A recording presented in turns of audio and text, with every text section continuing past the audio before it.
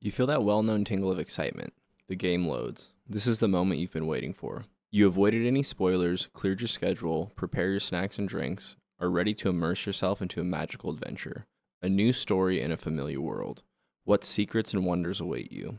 This is the experience that many gamers had as they sat down to play Hogwarts Legacy for the first time. But what were they in for? Well, that's what we're here to find out. This isn't going to be just this game sucks and here's why, although sometimes it might feel like that. But interestingly, there are some really amazing moments that you'll experience in Hogwarts Legacy that deserve the proper credit. And as you'll see, they are literally smashed up against a wasteland of missed potential. The game switches from good to bad so quickly. That's why I decided to do a full commentary section. It wasn't my original intention to do it this way, but I really feel like it's the best way to show the full story. Also, doing this allows me to give the full context for some of the story and character critiques. For example, instead of just telling you this character is bad and this character is good, you'll be able to see it for yourself. We're going through everything here, start to finish. Main story, relationship quests, side quests, exploration, and combat, in that order. The main story and the companion quests will be looked at in pretty good detail in the commentary style section, and then we'll list everything good and bad at the end so we can see exactly what we're looking at. Then the side quests, exploration, and combat will be categorized and summarized to finish up. It's no secret my feelings if you've seen the title. Beautiful world, bad game. If you played the game, you probably agree, but it's interesting to see just how beautifully bad this game can get. And if you're not sure that my title rings true, stick around. I'm sure I'll be able to convince you. And with that said, here we go.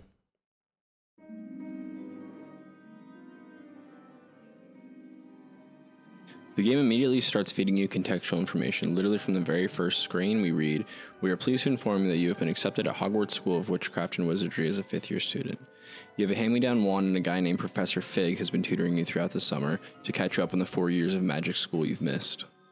You create your character and there's no other details given about your backstory. Not a single mention of anything that's happened to you for the first 14 years of your life. Nothing about family, friends, schooling, anything. We've all seen this before, right? The idea being you use your imagination to fill in the gaps, which usually works well for games like this. But it's a little tricky here because your character is a teenager. With an adult, it's much easier to imagine them as a loner or with a questionable backstory. But for a teenager, you can't help but wonder, where the heck are your parents at? How did a kid get into this situation? Professor Fig is introduced as your trusted guide. Before you leave, his friend named George from the Ministry appears. George and Professor Fig have a hush-hush conversation, and you enter the carriage together for Hogwarts. The carriage rises and zooms out. We see a mysterious figure standing in the middle of the street, watching you depart. In the carriage, you hear about the uniqueness of your admission to Hogwarts as a 5th year. George vouches for Professor Fig's wisdom and character, and you're introduced to the main villain, Ranrock the Goblin. You learn Professor Fig's wife, Miriam, died while alerting the Ministry of Ranrock's activities. George then pulls out Miriam's last sent item, which is a small goblin metal case. As you look at the case, you realize only you can see the ancient magic swirls it seems to be infused with. I don't see a glow. Nor do I. This unique ancient magic connection causes the goblin metal case to open when you touch it, and inside is a key. Then, George is crushed to death by a dragon. Quite a jarring change of tone, and it works well to get your interest fully piqued.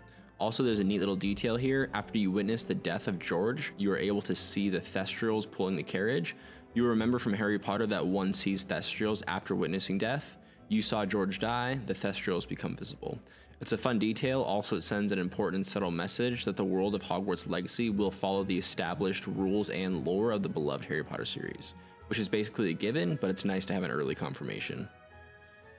You abandon the carriage, and just by a stroke of luck, the key that was in the metal goblin case is also a port key. As you fall through the skies, Professor Fig grabs you, grabs the key, and you both teleport to safety. You land in some overgrown ruins. Obviously, you're shaken up, and the game takes this opportunity to introduce the healing mechanic, which is Wiggenweld potions. You find these in the world, and they heal you during combat. The game starts out doing something that we will see a lot more of, and it's really good, letting the story introduce the new gameplay mechanics. This is the first good example to show you how it can be done well.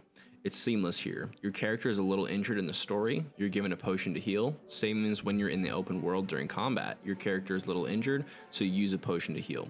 It's good, it makes sense, it's quality game design, and it's supremely helpful with immersion, especially this early on. Now you're onto the basic tutorial section. You get the old run, walk, left, right treatment, follow the ancient magic glow through a doorway and end up at a special vault at Gringotts Bank. Once in Gringotts, you convince the goblin banker to take you to the vault. So you whiz off on the roller coaster style mine car. The visuals are immediately striking throughout this whole beginning section. The dragon, the ancient ruins, the ride through Gringotts, so fun to look at and exciting. And all the while the game is doing its part for simple world and character building. Once in the vault, you're introduced to your first trial-like area. You learn 2 non-combat spells, Revelio and Lumos. Revelio is supervision to highlight interactable objects, and Lumos is the torch mechanic.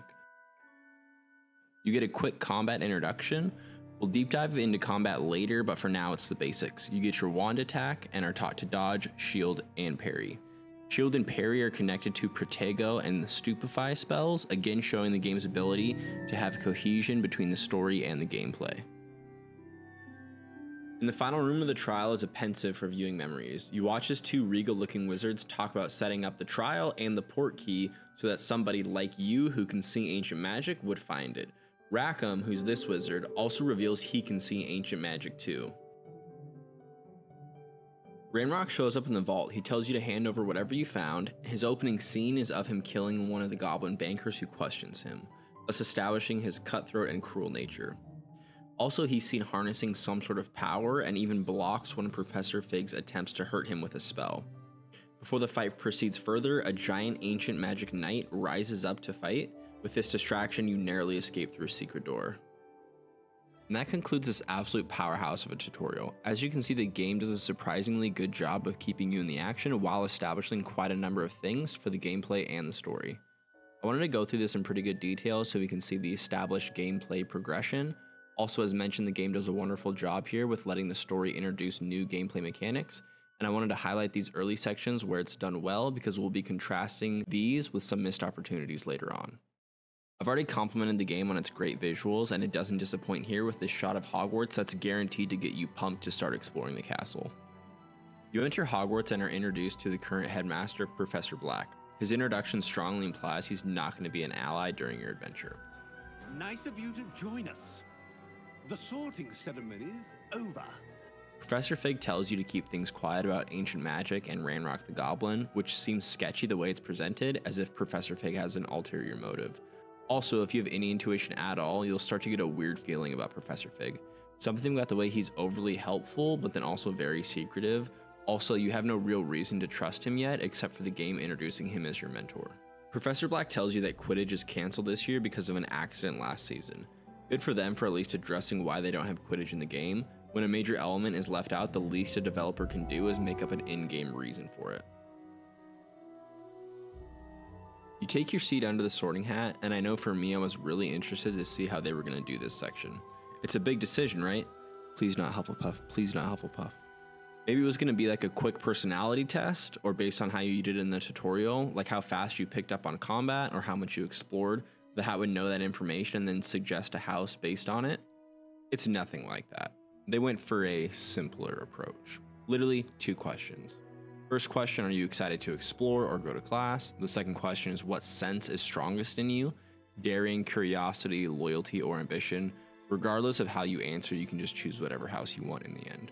It's a little simplistic, but not every important element can be one of creative genius. However, I think this scene is a great early example of the game's biggest flaw. As you watch the cutscene and see the Great Hall and the sorting ceremony, it's an absolute marvel to look at, and it really feels like a scene straight out of the books. If you're any sort of Harry Potter fan or just a fan of fantasy worlds in general, it's captivating the world that Hogwarts Legacy creates. But then when you're actually interacting with these elements like the sorting hat, it's so simplistic. Just 2 questions. Your first time through this won't bother you too much because you'll be thinking there's no way the rest of the game is this shallow. But upon my second playthrough and in my 100+ hours spent with the game, it's become overwhelmingly clear that most of the game follows this trend of looking awesome, but ultimately being shallow and underpolished.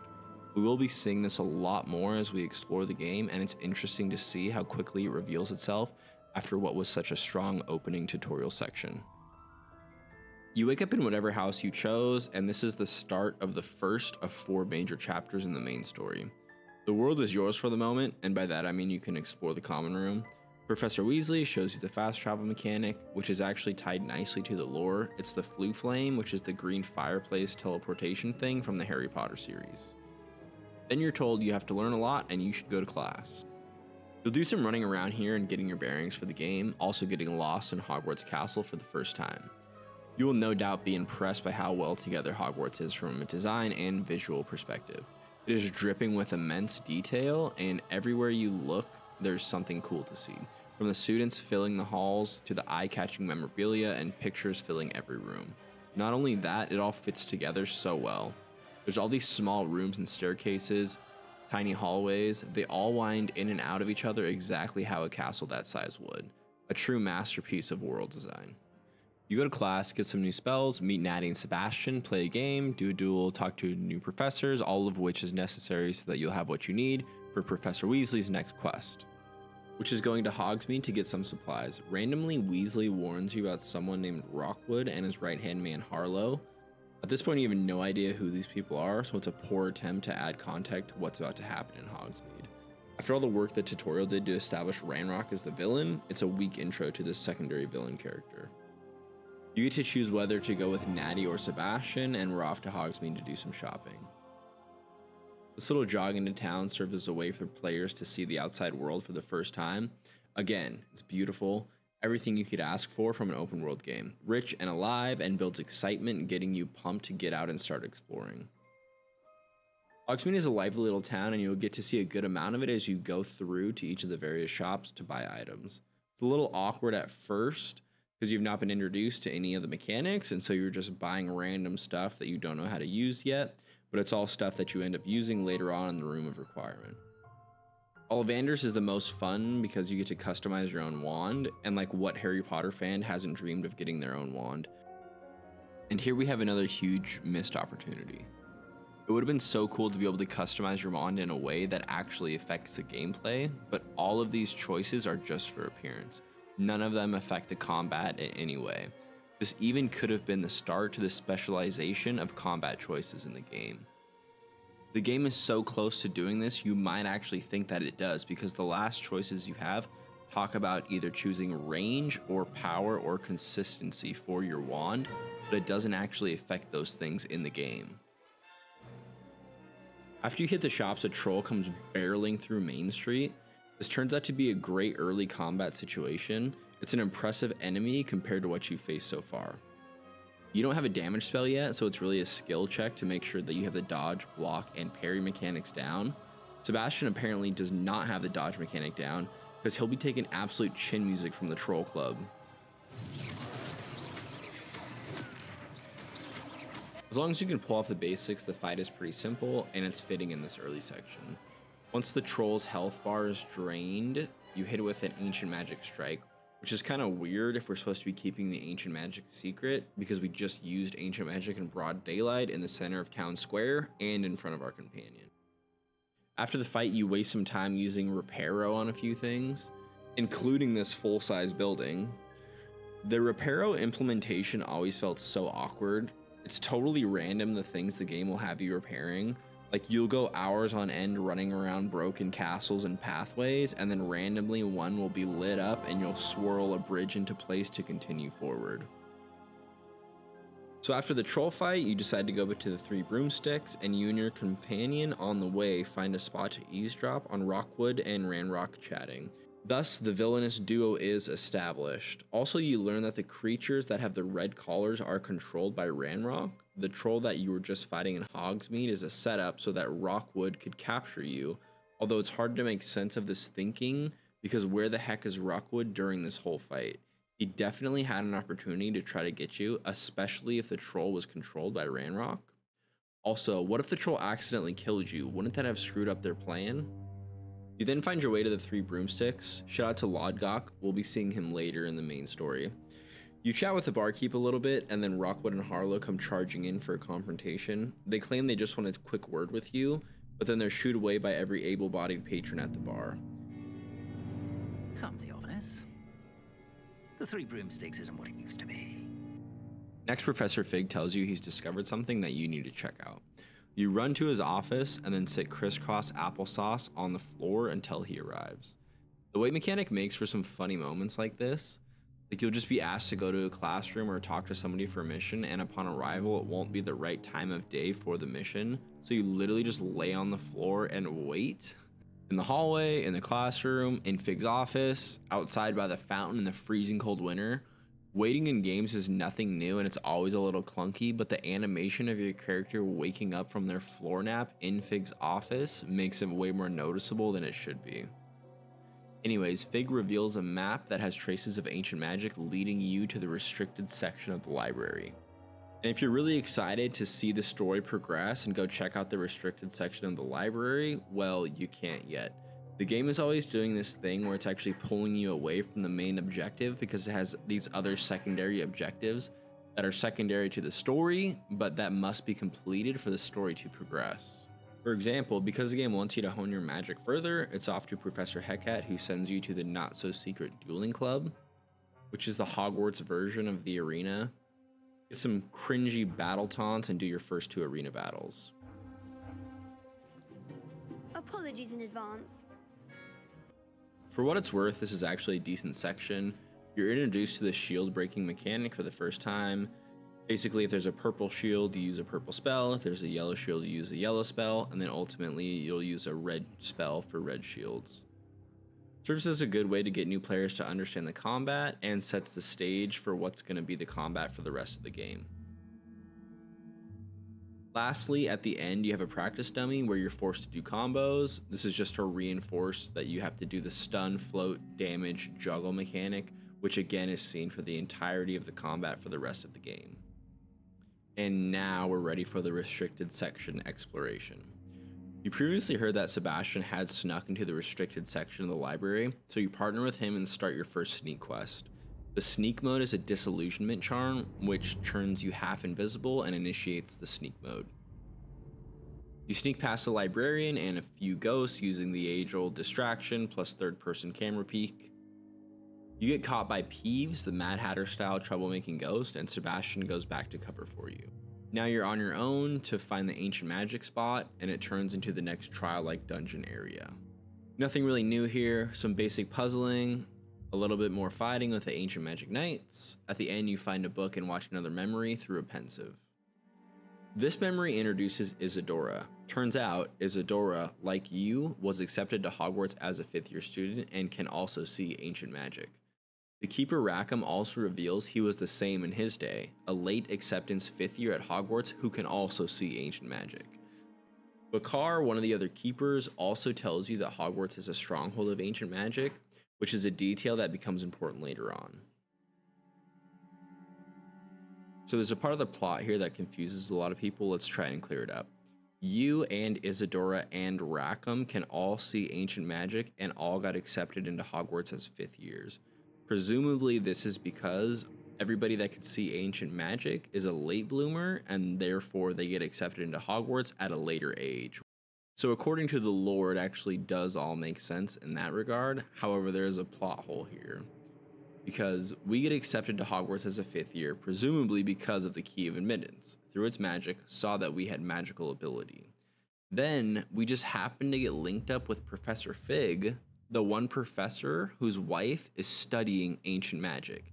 And then, coincidentally, we end up in a carriage with George and the goblin metal case that's swirling with ancient magic. It is never explained why Professor Fig was sent as our tutor, and it was just luck that he was assigned to us and that we just happened to see ancient magic in his presence with George. After the memory, it's back to the sneak quest, which finishes with Sebastian being confronted by Peeves and the librarian. Sebastian shows his loyalty to you by taking the heat and saying that he acted alone, solidifying the friendship you and him have been developing.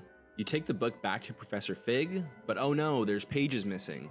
Fig needs time to study the book, so you're left to do whatever else in the meantime. The game gives you the runaround here, stopping the narrative again because it needs to establish more mechanics. So you go talk to Natty, learn about the Merlin trials, then go to herbology and potions class, which show the game's resource development system. After playing student for a bit, it's back to saving the world, and this part is a deviation. There's 4 different quests here based on which house you chose, so this is the one shining example of the game having at least one divergent path based on your choices. I'm not going to deep dive into all 4 of the quests here, but basically they all have you being summoned randomly by a new quest giver who is willing to help you find the missing pages from the book, but needs your help in return. Each of them conclude with you meeting Jackdaw's ghost, who is in fact the person who tore the pages out of the book that you need to find. Ravenclaw's is the simplest, with having you go to the owlery outside the school. Slytherin is following some clues, then talking to the headmaster's house elf to find a cave. Gryffindor's is a little more intriguing, as it has you dealing with nearly headless Nick and the never-ending quest for him to join the Headless Hunt. And then we have Hufflepuff. Should have chosen Hufflepuff because this quest, not only does it have a true crime false imprisonment angle, but you actually get to go to Azkaban to talk to one of the prisoners. And while it is a very short trip, for what it's worth, it's pretty cool to see. Jackdaw the Ghost tells you to go find the pages on his body in a cave in the Forbidden Forest. Of course, you can't just go get the pages. The game gives you another run around here and wants you to learn Expelliarmus, so you dodge 5 wolves in a field nearby and then go talk to the professor, then get Expelliarmus, then you can go to the Forbidden Forest. The Forbidden Forest is a well-placed change of scenery, and they really made it as creepy as it should be. Again, what the game does so well. The way it brings the Forbidden Forest to life is incredible. It really feels like you're walking around in Harry Potter's world. It's dark and genuinely creepy. Its twisting pathways and alien environment make it clear you are unwelcome. It does well to capture the true fear of being lost in a dark and dangerous place. You get to the tomb and Ranrock's goblins teleport in for a fight. Apparently they permanently have your GPS location and can just fly in whenever they think you're up to something. This section is a culmination of everything you've learned so far and includes some heavy combat areas. Because you only have a few spells and are probably not fully stocked on tacticals and potions, this can make for a noticeable increase in difficulty. Apparently, Jackdaw took the most important pages in the entire book because they led straight to the door of an ancient dungeon. The mystery is solved about how he lost his head. It was chopped clean off by an ancient knight. It's made clear Jackdaw does not know how his head was chopped off, so apparently the knights were in stealth mode because somehow he didn't see them commence their awakening ceremony, lumber towards him, and then get a clean strike on the back of his neck. At the end of the spider's cave, you enter an ancient magic area, and it gets flooded by water. You're protected by the ancient magic bubble, so it's like a failsafe that only ancient magic seers can enter the dungeon room. I'm just assuming that, of course, nothing else like this is ever seen or used in the game, and it doesn't offer an explanation. However, this is the first entry into the map room, so it makes sense it would have extra layer of protection. So from the Cave of the Forbidden Forest, you get teleported into the map room, which is actually a secret room underneath Hogwarts. This is where you interact with the keepers for the rest of the game. So just to recap, the story so far is that you get the box and the key from Fig's dead wife, then you find the locket from Gringotts, which leads you to the book in the library. The book has missing pages, and you follow Jackdaw to the pages, and then you find the map room. In the map room, we talk to Rackham's painting, which reveals some important things. Firstly, our unique relationship with all forms of magic, which actually would explain why you're so dominant as a young witch or wizard. A lot of people have been commenting on the fact that part of the game sets you up as a wide-eyed new student who's just grasping the basics. The other part of the game has you blasting hordes of goblins and dark wizards with the raw power of a Greek god.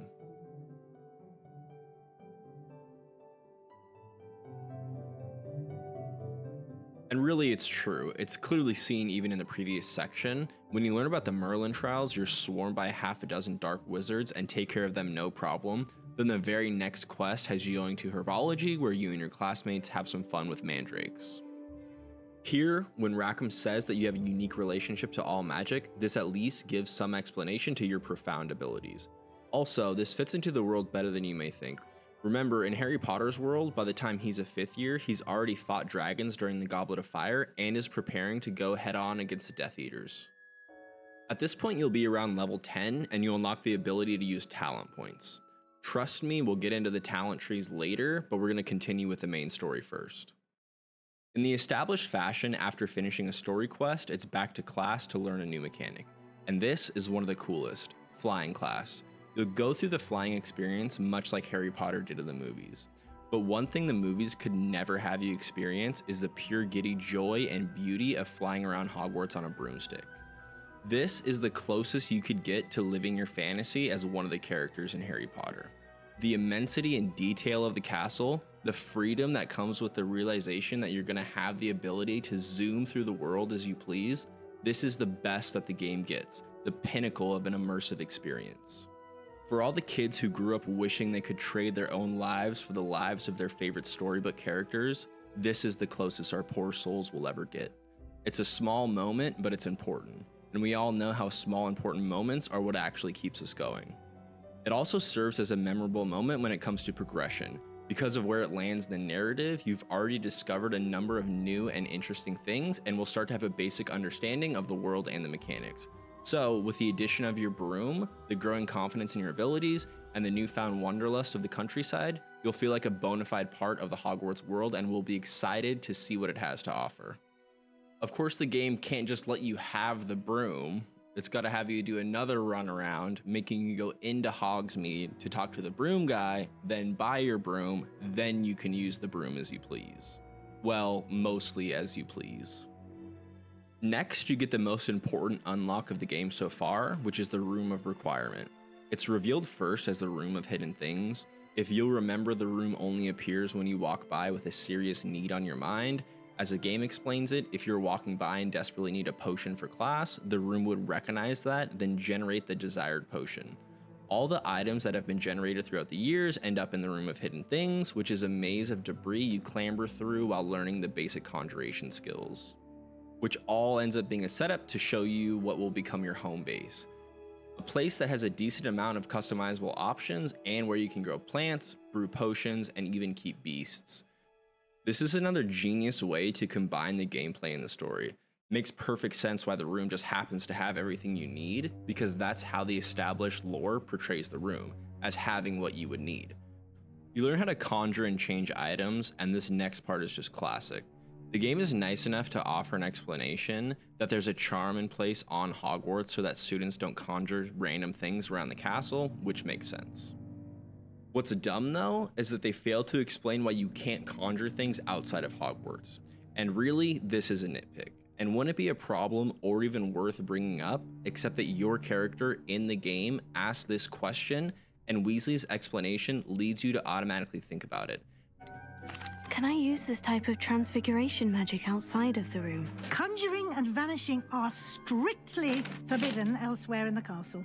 We've charms in place to enforce that. There's a charm needed to block the spell, so that in the outside world where there's no charm in place, conjuration would be usable. But obviously you can't use conjuration in the outside world, and I'm not saying I think you should be able to conjure things in the outside world. My point is that if there's going to be an in-game explanation given for something, the in-game reason needs to make sense within the confines of the game. Like, just make it so that the Room of Requirement has special properties that are allowing you to conjure. Or better yet, just ignore it. The game does the worst thing possible in calling into attention a mechanic that does not have a good explanation. By my estimation, this is the conclusion of what would be considered the early game.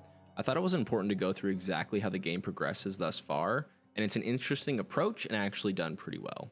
In open world games, there's two major ways to introduce the gameplay mechanics. The first is to give the player all their abilities up front and let the player progression come from understanding and strengthening the same core abilities. This is not how Hogwarts Legacy does it. It sticks closely to the second approach, which is a slow drip of mechanics over a longer period of time. This game progresses with a steady loop of story, new mechanic, practice new mechanic, and then repeat. And so far the game has done a pretty good job of balancing this gameplay loop. That is, of course, unless you start to notice the annoyance of the game constantly giving you the runaround in order to force you into this gameplay loop.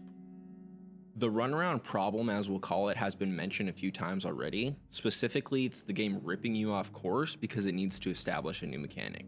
As seen in the last section, it happens constantly. Like when Fig tells you to explore the library, you can't go straight to the library, you have to go to class first.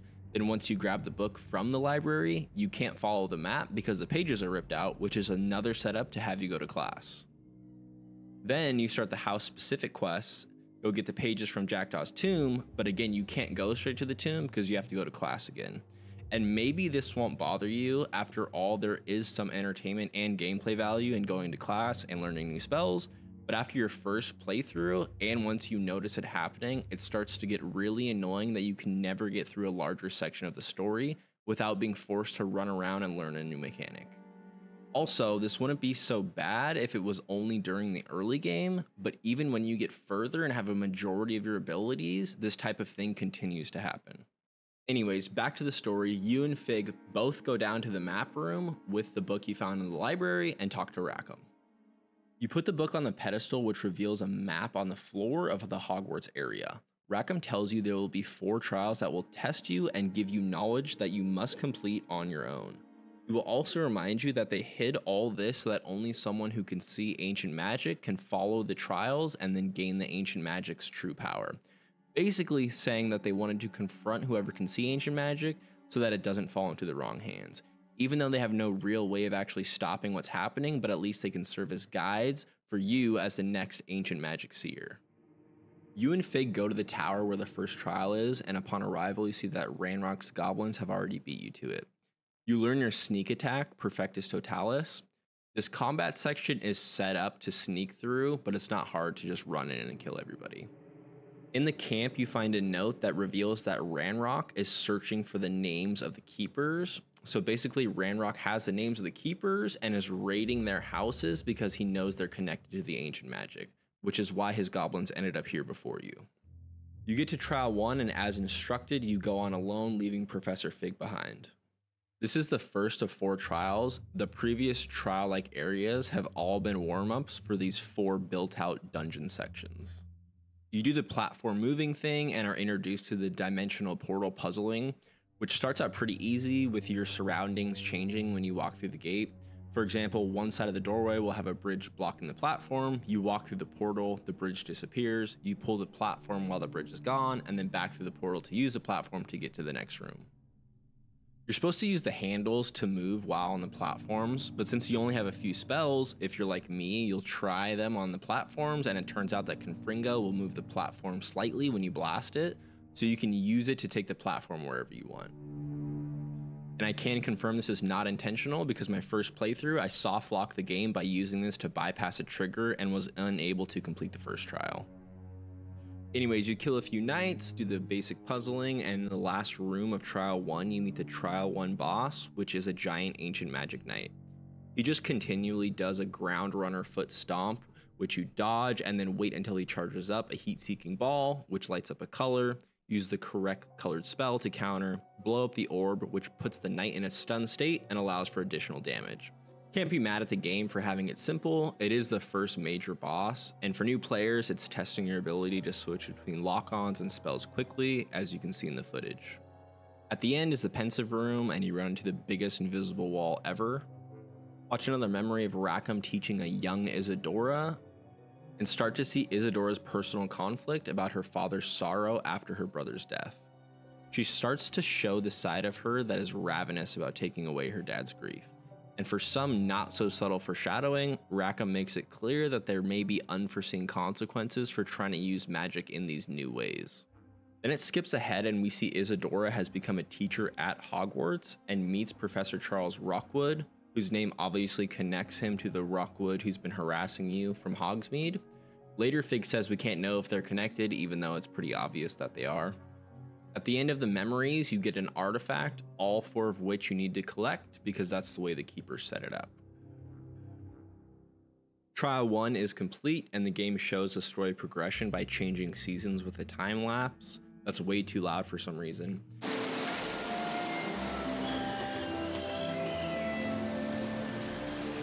And you wake up back in your common room. The keepers have halted the trials for now because of the goblin invasions, and so you're just waiting for the keepers to be ready.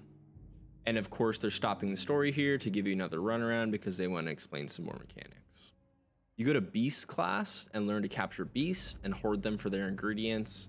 Not in the bad way like the poachers though, in a nice way.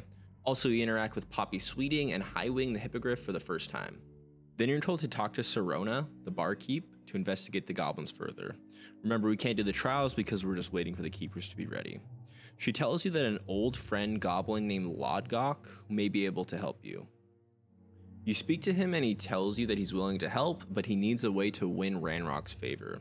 His plan is to find a relic stolen by a dark witch and give it to Ranrock as a gift to hopefully gain his favor and then learn his plan. So then you get sent on a solo mission to grave rob a dark witch. Lodgok stays outside because only wizard kind can go inside the tomb. This acts as like a mini side dungeon, and to be honest, it's pretty cool. There's one new enemy type, the Inferi, that must be hit by fire before they can be damaged. Also, there's a new puzzle which has you leading moths by light to unlock doors. The puzzle is introduced well and does a good job of progressing upon its mechanics throughout the dungeon. And the Inferni fight is surprisingly well balanced. It's a fresh combat encounter, and the new mechanics bring a new level of difficulty and force some tactical decision making. Also, there's a new puzzle in these skeleton bridges, some good design with the branching areas, and finding some extra loot. Sadly, there are some janky moments here as well. For one, you take an absolutely reckless plunge into this lower section. You'd have to have the courage of David Goggins to actually go through with this in real life.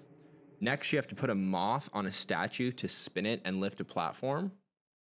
And when you put the moth on the switch, it just magically duplicates. Looks weird because you need to put these specific 3 moths in the right place, but there's 3 slots on the door, which takes 3 moths to open. There's 2 slots on the spinner, but it only takes 1 moth to move the spinner.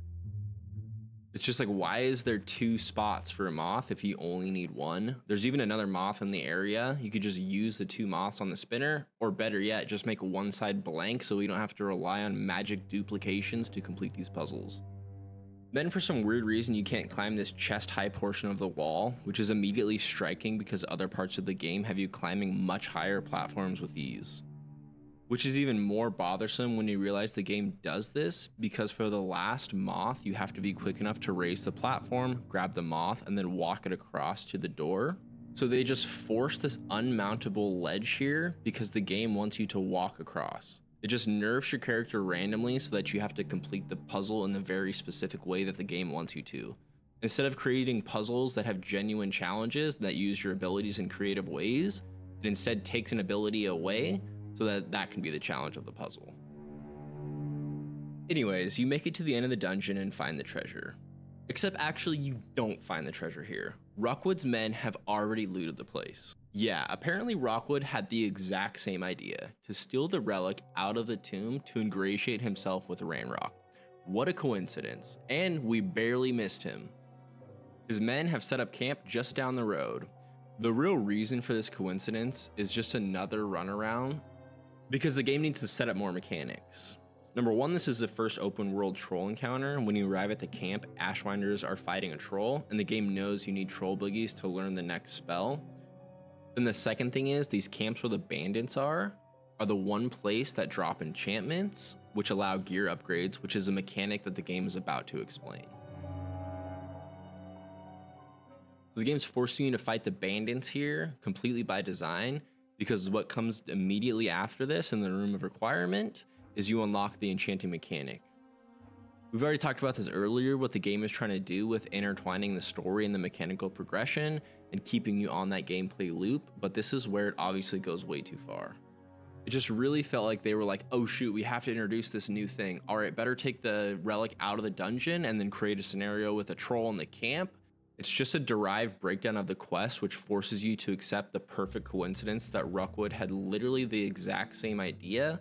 Not only that, but he sent his goons at the same time, and you happen to meet up with Lodgok and then find his goons with the relic at the camp directly afterwards. What's sad too is they could have kept the gameplay loop intact in a much smoother way by doing something like have the troll guarding the cave and then just give you an enchantment to use for the first time in the Room of Requirement. I get that coincidences are going to happen within the story sometimes, but this is just a bizarre one because it was completely unnecessary and doesn't really add anything to the game. Anyways, back to the story. You find the helm at the camp, and Lodgok alludes to knowing a little bit more about Ranrock's search, but he doesn't reveal more at this time. You're still waiting for the keepers here, and so the game pushes you towards the Sebastian quest, which does end up branching off into a separate side quest, but for now it's part of the main story. After sneaking around the library with Sebastian, you've become fast friends. He invites you to the village he grew up in, Feldcroft, which is not far from Hogwarts. Sebastian tells you immediately that Ranrock's loyalists have brought danger to the area and are particularly interested in the old castle that sits above the village. At this point, you've heard a bit about Sebastian's sister Anne, who was cursed and now can no longer attend school because of how poorly it's affected her. The game does well in making this actually as sad as it should be. Sebastian shows genuine love and concern for his sister, and bits of information laying around talk about how much better life was when Anne was able to attend Hogwarts. Sebastian has it in his head that it was a goblin with a wand that cursed Anne, which is unheard of because goblins don't have wands or do magic. It's made clear here Sebastian's growing vitriol for goblinkind based on the incident. Sebastian and Anne live with their uncle Solomon, who is a former Auror, aka special agent for the Ministry of Magic, and immediately Uncle Solomon comes in yelling, "There's no hope for Anne," calling Sebastian an idiot for thinking healing might be an option. Sebastian's obviously upset and leaves. You can talk to Uncle Solomon and he alludes to him having seen some things in his days as an Auror, and this is what's leading him to be so fatalistic. It sets up Sebastian's questline well, but Uncle Solomon's behavior is way over the top. Even the game knows it because it lets you bring up the fact that having hope is not a bad thing, but then Uncle Solomon doubles down saying giving Anne hope is cruel. Giving her hope is cruel. The only thing to do now is keep Anne comfortable and stay out of the Loyalists' way. I get that they're really trying to establish Sebastian versus Uncle Solomon here, but they just took it too far. This would be akin to finding out your sibling has been taken out of school because of an aggressive, untreatable, deadly disease. Obviously, you'd be trying to comfort them, like Sebastian's doing, holding out hope even though the outlook is bleak. Then imagine a parental figure screaming that there's no hope and that you're wrong for even suggesting it. It's actually psychopathic behavior, even if the curse is uncurable. There is no cure! When will you accept that? You go talk to Sebastian, then follow him outside of town to go find the spot where Anne got cursed. After fighting some goblins, you realize that this house was actually Isadora's old house because you've seen it in the memories from the Pensive. And this essentially merges your and Sebastian's missions because he wants to investigate Isadora's house to see what the goblins were after to figure out what happened to Anne, and you want to investigate to see what happened with Isadora and the Keepers. Sebastian corners you here because he's understandably confused about the whole ancient magic stuff and then ends up getting a pretty good summary of the story so far. Let me see if I've got this straight. You have Ranrock and Rookwood after you because of something you found at Gringotts where you ended up via a port key. You can see traces of an ancient magic that you think Ranrock is trying to harness. And now you've been witnessing memories left by Keepers. Oh, and this house belonged to a Hogwarts professor who was one of these non-Quidditch Keepers hundreds of years ago. If I didn't know you, I'd think you were pulling my leg. In the basement of Isadora's house, we find a mirror where we can see the Undercroft of Hogwarts, which just so happens to be the hideout of Sebastian and his best friend Ominous. To be honest, I never really understood why there was an ancient magic portal to the Undercroft in Isadora's basement. Then there's a really weird line here where Sebastian says, "I thought you couldn't understand it or wield the ancient magic." You said you didn't really understand it, and that you couldn't wield it. That's true, and I'm still not sure what it all means. But it doesn't make sense because we've been talking about the ancient magic for quite a while, and then within the gameplay, he's definitely seen you use ancient magic already. Anyway, you go through the mirror to the Undercroft, and on the other side, you find a hidden painting and a note. Because of the ancient magic discovery at Isadora's house, and the fact that she was connected to the Keepers, Sebastian then theorizes that Anne was cursed by ancient magic. Now it's back to the Keepers to continue that progression of the story. Professor Fig is waiting for you in the map room, and Keeper Rookwood tells you to go to his castle where the second trial is. He has another picture over there and he can tell that there's something wrong, so he sends you and Fig to investigate. Upon arrival, Ranrock and Rookwood have already been there. Remember, Ranrock does have the names of all the Keepers, so he's investigating all the areas that they're connected with, so it does make sense that they would already be here. In the basement, you find Rockwood's picture and then learn that Ranrock's plan is to dig up magic reserves all throughout the countryside. Some plot questions arise here and there's no really good answer for them. In the same vein of Ranrock and Rockwood having a plan that doesn't make any sense, Ranrock says he's digging up half the countryside because he doesn't have you captured. Rockwood says they wouldn't need you if they had gotten the container, but their plan just doesn't make a lot of sense here because even if they had captured you, they would have no way to go through the trials that have been set up by the Keepers. You've entered the second trial and it does well about building upon the first. The dimensional puzzles are seen again with some slight progressions. Also, the combat evolves in a creative way by having some of the enemies only visible on one side of the portal. While the progression is reasonable till now, the last puzzle you have to walk an item through the door to preserve its state. As far as what you've done so far, it's not been made clear that this is what the puzzle needs you to do. You won't be stuck for long though because your character will call out the solution after a minute or so. I would be curious to know how many people were able to solve this before the solution is called out, because I know for me it would have taken a long time before I realized objects preserve their state through the dimensional portals.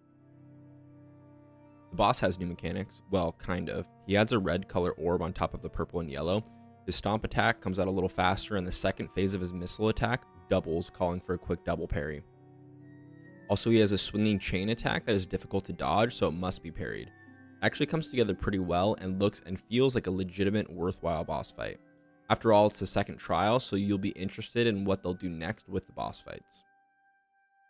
Keep this in mind for later. This second trial area, they do a great job of progression. They build upon all the major elements, the puzzles, the combat, and to a lesser extent the boss. Per usual, the ending is an artifact in a memory. Isadora reveals the sketchy plan she's been working on. She uses ancient magic to pull sad emotion out of her father. Remember previously her growing dismay at her father's grief? The Keepers are alarmed at her experiment because the dark emotion she pulls out is, quote, different than anything they've seen before. You meet Professor Fig back at the map room and are introduced to the third Keeper, a former Hogwarts headmaster, Neem Fitzgerald. She tells you she needs to prepare the location for the next trial, and then tells you to continue learning about Ranrock and Rockwood in the meantime. Fig reminds you to keep up with your studies, even though class will not be on your mind as a priority, nor should it be, with the growing tension surrounding the goblins. Then this chapter ends, and the next one begins having you wake up in your bed with winter season in full effect.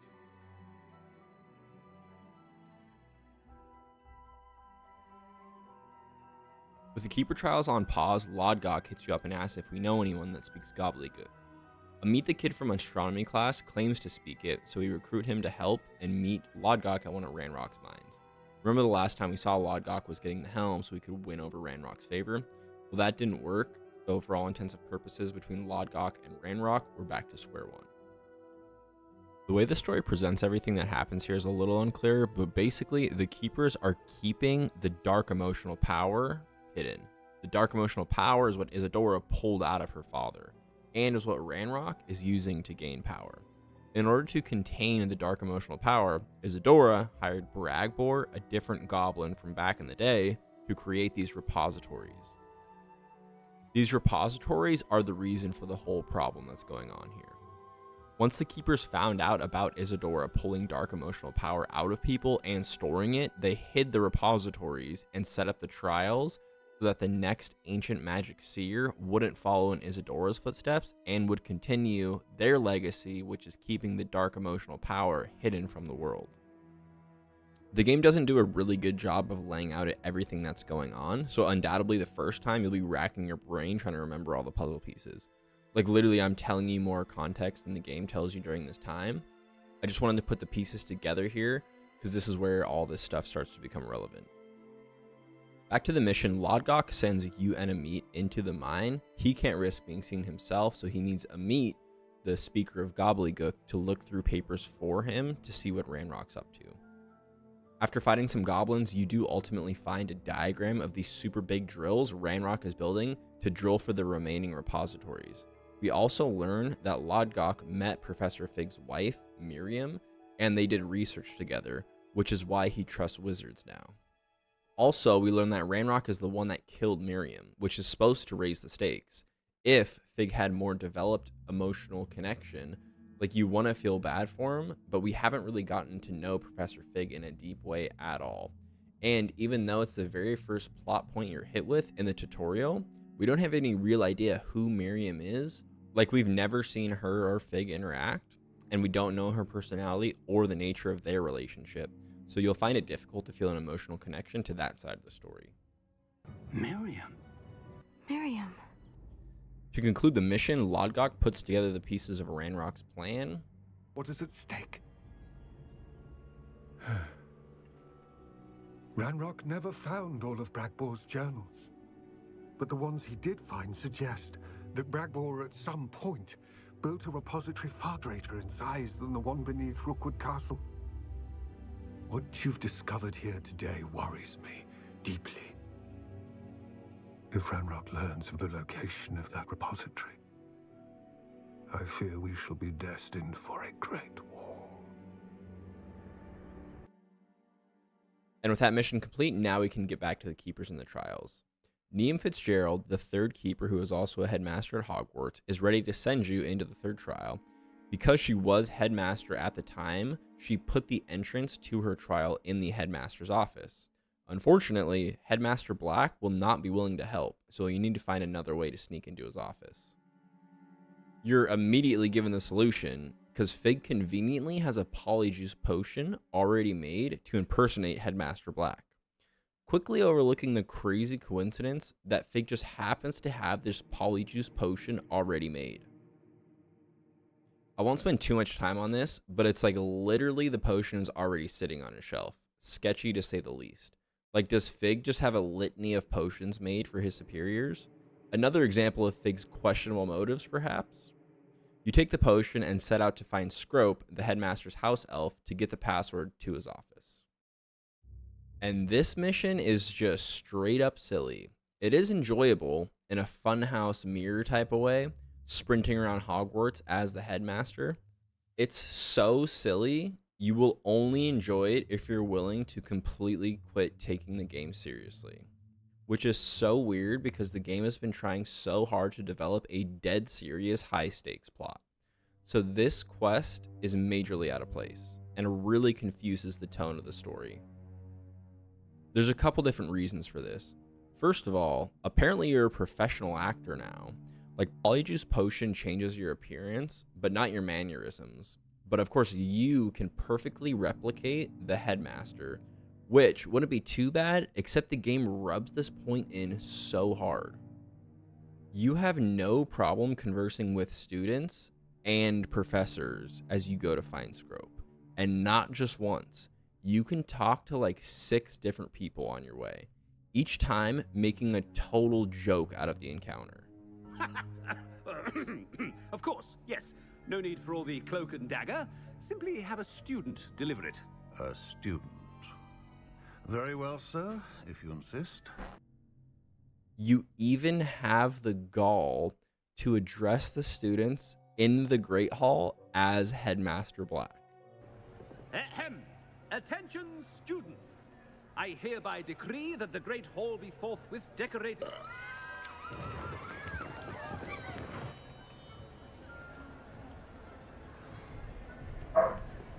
Again, it's a fun, silly section, but it's like the game has been trying and barely succeeding in getting you locked into a serious plot, and then it decides to make a joke of everything.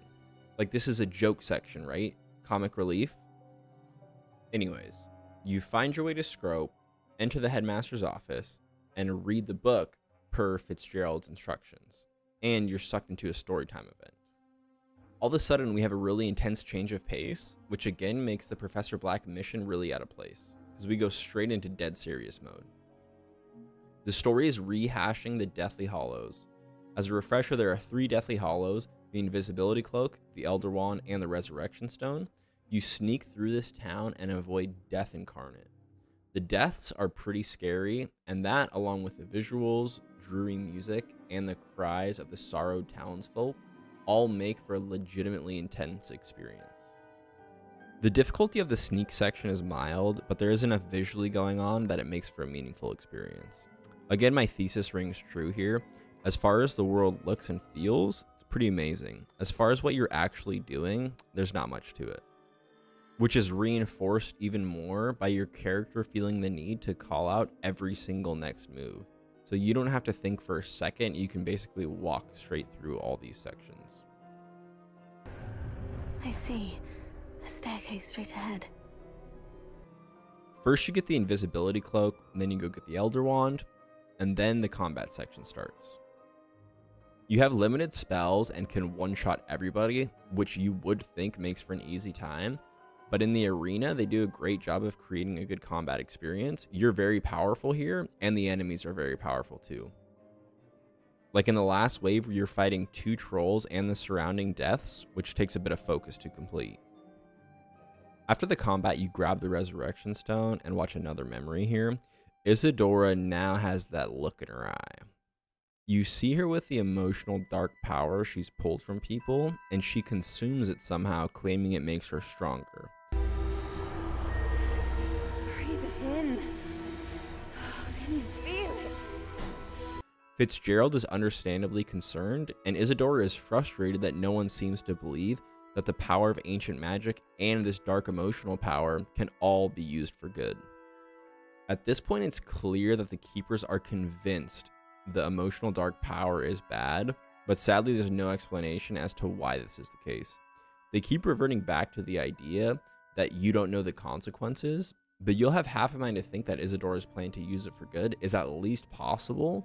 Like, the Keepers don't know for a fact the dark emotional power is bad or not. Their argument is just that it's too risky. And that's the conclusion of Trial 3. No dungeon, no new puzzling, no ancient magic knights, just impersonating the headmaster, and then the storybook section. Trial 2 did such a good job with the dungeon sections and with the new combat and building upon the mechanics. It's a total bummer it didn't give us another taste. Just keep this in mind for later. Again, no dungeon progression in Trial 3. Back in the map room, we meet the 4th and final Keeper, San Bakar. We're getting very close to unlocking the full potential of ancient magic, and Bakar is apprehensive to give us all this knowledge. He says he needs to discuss with the other Keepers what to do next, and you leave to find out more about Ranrock if you can. Also, because we know that Ranrock has the names of all the Keepers, it's clear that he's probably getting close to the one last big repository, so the stakes are rising, but not enough for the Keepers to move you forward. So instead of continuing with the Keepers, Lodgok hits you up saying he knows Ranrock is building a giant drill and he's going to that mine to stop it. You fly over and don't see him at the entrance of this mine, so you continue the mission without him, going to find the drill yourself. Same type of goblin mine we've seen before. You fight some goblins, pull some platforms, nothing special. At the bottom of the mine, you find the drill and pull the pillars down to stop it. I guess this is a suicide mission because you collapse the cave with yourself inside. Then we get a cutscene where Ranrock just casually strolls in, and then Rockwood comes in with Lodgok as prisoner. It's a big reveal here that Lodgok is Ranrock's brother. Also, Lodgok is holding a book. Ranrock grabs the book, and it turns out that it's Bragbor's journals, which reveal the location of the last repository. And here we have the worst plot point in the entire game, which of course isn't a small point. It's the most important point that leads directly to the final conflict. Complete idiot move for Lodgok to bring the journal into the mine. He tries to explain it by saying he brought it for you, but why would you need the journal? Why couldn't Lodgok just look at the location and then destroy the book and tell you later? It's not like it'd be hard to remember. The location is literally under Hogwarts. And even if you did need the journal for some reason, he couldn't just send it over to you or tell you to meet him immediately because it's urgent, or just leave it at home, or anything other than bringing it with him into Ranrock's mine, because this gives Ranrock the one piece of information he needs to complete his evil mission. The story deserves better progression than this mess. So with Bragbor's journal, Ranrock doesn't need anyone anymore. He deals a death blow to Lodgok, And then Rockwood, sensing the alliance has dissolved, tries to kill Ranrock. Unfortunately, he misses his point-blank shot. He should have locked on. With the mine collapsing, you escape in a mine car, and the high-stakes setup for the final mission has been established. You go back to the map room and confer with the keepers. They now give you the 4th trial, and at this point, it's wild they don't just give you the location of the last repository. The goblin invasion is about to begin, and they're like, oh, you just watched Ranrock kill Lodgok and know for a fact he's on his way to the last repository? Let's force you to complete this last trial before we stop him. So here we are, the 4th and final trial. Sandbakar sends you on a mission to subdue a beast. Fig again fulfills his role as the all-knowing mentor and automatically knows it's a Graphhorn based on the statue and tells you exactly where to locate it. You go to the location on the map and find this beastie boy ready to rumble. The Graphhorn attack comes out pretty quickly, and it does the same thing as the troll attacks, where it's designed as a close quarters attack, but it just magically scoots it forward to close the distance. The animation of the charge makes it less noticeable than the trolls, though. It's a pretty simple fight, although the timing of the dodge is weirdly hard, so overall an interesting new enemy with an engaging attack pattern. Once you drain his health bar, he charges you one last time. You can either kneel or attack. Either way, he submits before you, aka he just stands there because he's super tired, I guess. And then you get the payoff, which is another fun mounted moment. You control this new giant creature charging through the world, harnessing its power. Like the broom section we discussed much earlier, this is the pinnacle of the Hogwarts Legacy experience. Everything comes together instantly, catapulting you into a memorable time. Unless, of course, you're like me and the game ruins it with another round of jank. I took too long to kill these wizards, so they knocked me off the Graphhorn. To this point, I didn't even know you could get knocked off your mount. The Graphhorn has a cooldown, so I couldn't complete the mission by riding the way you're supposed to on the Graphhorn.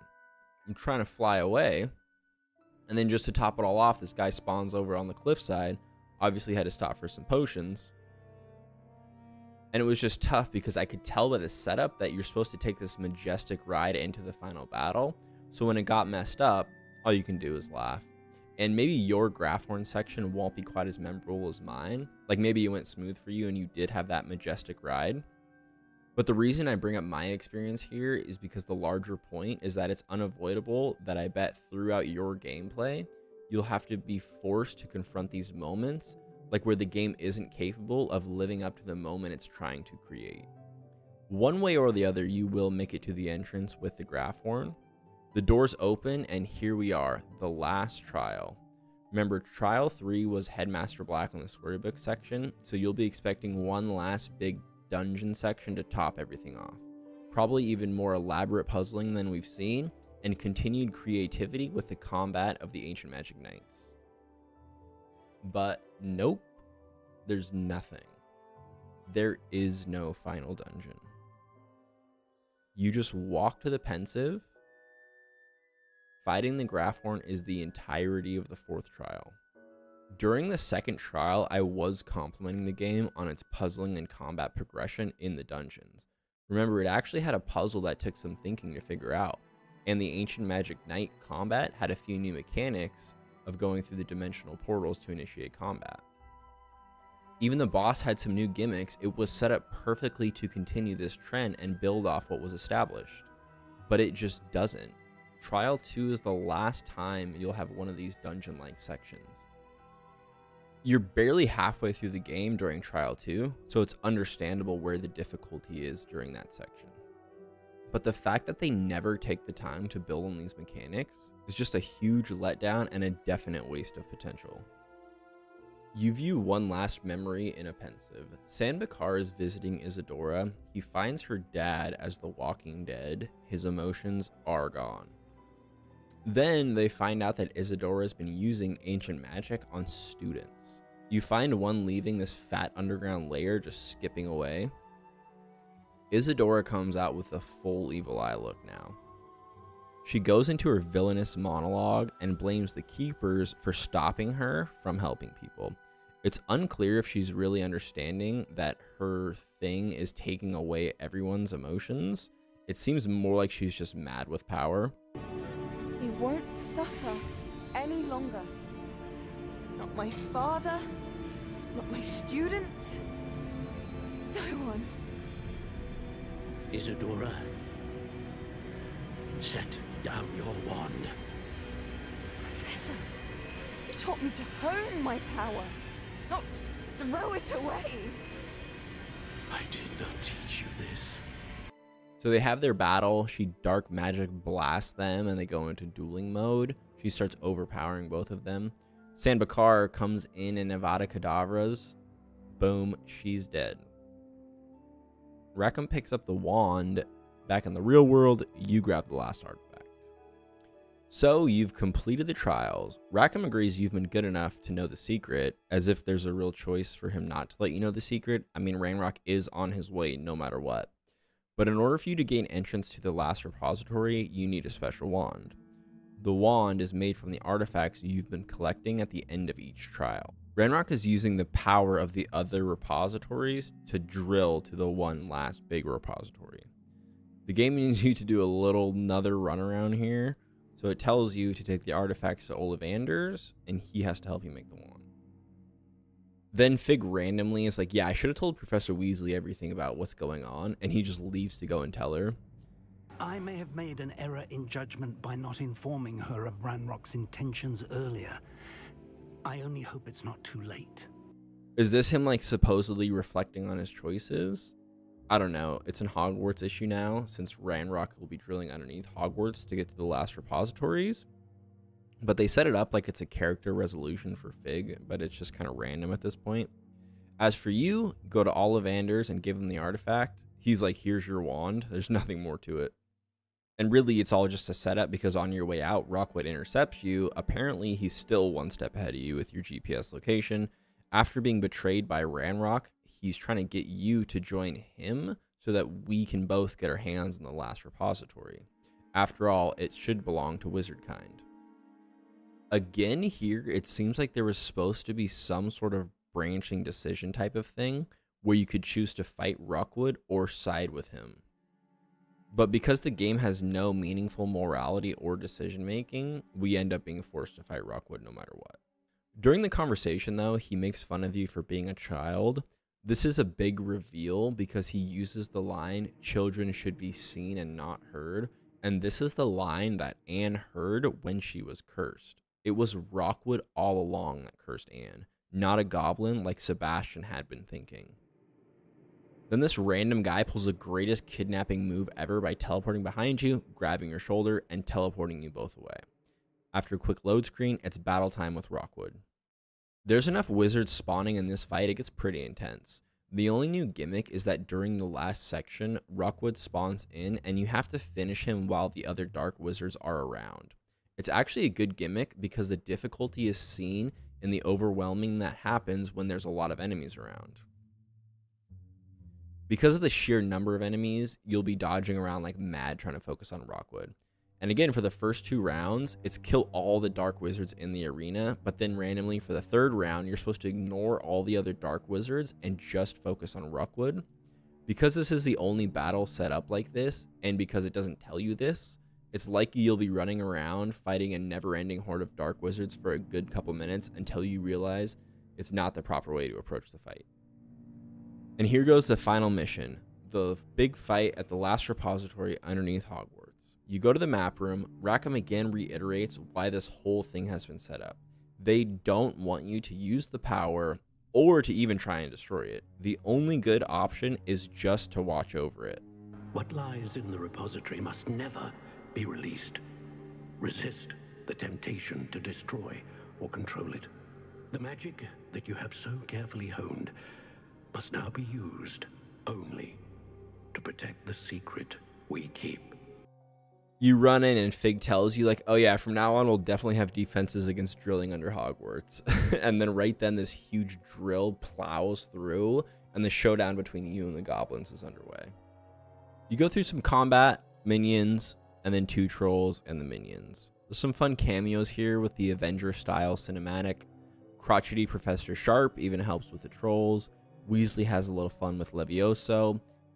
It's a good little team effort with some characters you've come to know throughout the story.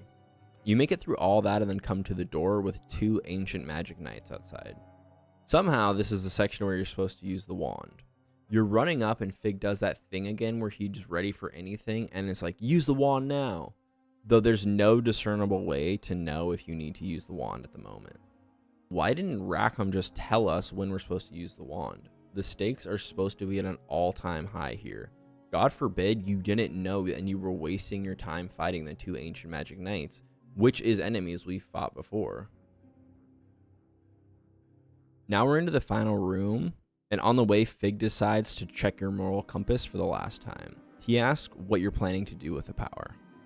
And then Fig has like another one of these weird moments here where he's like, maybe I should have trusted Weasley more. Again, it's just random character conflict for Fig. They felt the need to shoehorn into the plot here. Ranrock meets you at the last repository. He presents Miriam's wand. Remember, Ranrock was the one who killed her, so he's been saving her wand for use in this exact moment. He one-shot snipes the repository and it bursts open. Ranrock's body gets absorbed by the power and he turns into the dark dragon Ranrock, crushing Fig, and then this is the scene setting for the final battle. The coolest part about the final battle is the dragon. It does look good and the tension of the moment is real with the crumbling ruins and the power surges swirling about. Again, here we have an example of beautiful visuals with lackluster gameplay. This fight has the exact same mechanics as the giant ancient magic knight from the second trial. Just abysmal, the fact that the final boss is a reskin of the Trial 2 boss. Like, the Trial 2 boss was okay for back then, but you were still getting to know the combat. It's not difficult enough. To have the same thing all this time later is just a complete lack of creativity and development. Like, literally dodge some attacks, shoot the colored orb, it's the same thing. The next thing about this fight that becomes apparent is it's way too easy. Even on hard mode, without additional potions, plants, curses, or ancient magic, it only took me like 6 tries to complete. And the only reason it took me that many was because of this one attack. It comes out without any dodge prompt. It's the only attack in the game that doesn't have a dodge prompt. And on hard difficulty, it's nearly a one-shot. Eventually you'll get the timing of it because he only throws it after a shield break, but the attack animation is easy to miss because of the constant flailing. My gut tells me this is an accident and that you are supposed to have a dodge prompt, although it's possible they wanted to give the boss an overpowered attack. Not really sure. Either way, it won't take you long to get the timing, and then other than that, there's not much to say. Dodge some attacks, shoot the orbs. You defeat Ranrock and Professor Fig rises from the ashes and reveals his master plan. He was working with Ranrock the entire time, just waiting for Ranrock's tenacity to lead to his downfall. This is why Miriam was studying ancient magic in the first place, not to protect it, but because they wanted to use it for themselves. That's also why the Ministry wasn't getting involved, because Fig never actually revealed enough to the proper authorities for them to take it seriously. Also, this explains why Fig was your tutor in the first place, because he knew about the 5th year connection and assumed it might have something to do with ancient magic, so he sought you out when he knew you were a 5th year acceptance to infiltrate the ancient magic connection. This also explains why he had a polyjuice potion already made for Professor Black. He actually does have a questionable character. Next, it explains why he's been so secretive from the start. Nah, I'm kidding. None of that happens. Fig doesn't come out of nowhere. He doesn't betray you. I'm making a joke here because seriously, if you played the game, it really seems like they were setting up Fig for a big betrayal moment, but it just never comes. And weirdly, if they would have made Fig betray you, it actually would have answered a number of outstanding plot questions. I have no idea if that's just coincidence or if they were actually planning on having Fig betray you in the story, but then ended up having to cut it. This is also weird for another reason. That's this whole time you're assuming you've only seen one part of Professor Fig, like he's hiding something under the surface. So this perfect facade of him being the ultimate mentor, seemingly always having the right answers, would make sense if he's actually a conniving mastermind behind it all. But because he's not a conniving mastermind, you're left with the reality of the one dimension you were faced with this whole time. That's all that's there to Professor Fig. His character is literally just the perfect mentor with all the answers. It's like a cartoonish 2D cardboard cutout of the mentor trope, which it's kind of hard to admit once you make it to the end, because really he's a nice guy and all he's done is help you in the story. So it's hard to come to the realization that really he's just a shallow character. Miriam? How? There is one branching good versus evil section. Depending on how you answer Fig on the bridge, the ending cutscene will be slightly different. If you choose to keep the magic and be a keeper after you defeat Ranrock, Fig crawls out from the depths and helps you maintain the repository. And you get a nice little moment with him where you get to give him a chance to be laid to rest with Miriam by giving him her wand. The other side of the choice is you choosing to take the power for yourself. If you do this, Fig dies from the first Ranrock Dragon attack, and you pick up Miriam's wand for yourself. You don't need him to hold up the repository, rather you let it out and it swirls around you as you wield your newfound power. You might be thinking you'll have some new combat abilities by absorbing this dark emotional power, but there's nothing like that. The only difference is the cutscene. So after what was the pinnacle of intensity culminating in this final boss battle, the game goes back into joke mode with this post-boss cutscene. Only by his dedication to Hogwarts. And of course, to his wife, Midi, whom we lost. For some reason, it decides to take one more stab at Professor Black. Fig's memorial is supposed to be, you know, like a solemn moment. And for your character, you're losing your oldest friend that you've seen in the game. He's just been the whole time somebody who's been wholly committed to helping you with your journey for no other reason than the goodness of his heart. So during his memorial, right after he dies while helping you defeat Ranrock, Headmaster Black makes a mockery of the entire thing by butchering the speech. I have no idea who thought this was a fitting moment. Like, are you supposed to be sad about Professor Fig's actual death? Or does that sound like a good setup for a joke? Just another time where the game can't decide if it wants to be taken seriously or not. It's just like, why is the game obsessed with making Black look like an idiot? So committed that it ruins the gravity of the final cutscene? For some redemption, Weasley takes over and finishes the speech, and you get a little pan around to the characters you've barely met, and probably will hardly remember. And there you go. That's the end of the main quest. You sleep, you wake up, and you get a prompt to finish your owls. So let's just quickly go through some of the pros and cons as we've seen them in the main story. The pros mostly came through combat sections and the areas where the visuals take center stage. These are by far the majority of the positives. As you've heard, if I've complimented a mission, it almost always came from the fact that they had a fresh combat encounter, or it involved a new area to explore and visuals to take in.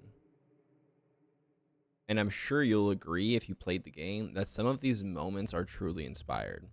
And credit to the game for nailing some of these moments. I mean, video games, while an interactive medium, are hugely visual as well. So it really is one of the fundamental pillars that can elevate the player experience. And especially because it's Hogwarts themed and breathtaking to look at, there's some truly memorable moments here that will stick with you. And then there's plenty of average moments, and I don't really mean that in a bad way. There are sections of the game that are just totally normal and fine. Not good, not bad, just playing the game like you would imagine. And then there's the cons. What's weird about the cons is there's actually only a few categories, but the frequency at which they show themselves is grating when you look at it with hindsight. The categories, as we've seen, are number one, false choices. Like, even though the game only has one real choice that affects the outcome of things in choosing which house, it constantly has these dialogue prompts that are coming up, making you feel like you're deciding kind of what's happening with either the character or the plot. But none of these choices end up mattering, and then they try to slip in a whole morality thing, where it's like, do you lie to Weasley or not, or do you keep the power for yourself or not? But none of these choices end up affecting anything else in the game, and they don't affect your character. The second thing is a confusing tone. Professor Black being an example here as far as the joke sections, and in a more minor way, the switch off between the student sim and then the save the world hero trope. The third thing we kept seeing over and over is just bad plot and character writing. I went through these in pretty good detail, and I'm going to catalog everything at the very end. But Fig's missing development, Lodgok's idiot move with the journal, Rookwood and Ranrock's plan, which makes no sense. And then the last major thing that's super noticeable is the choppy and underdeveloped progression. As seen by the runaround problem, where you can't get through 2 consecutive important missions without being forced to do a random thing. And then just the lack of development in the dungeons. Like, once you've seen the trial in the cave and the Goblin Mines about 40% of your way through the game, there's nothing new to see. Now, because it's an open world game, for many of us, the main story actually takes a back seat to the side questing in most of our other good experiences. So, with that said, there's 3 major side stories to get through.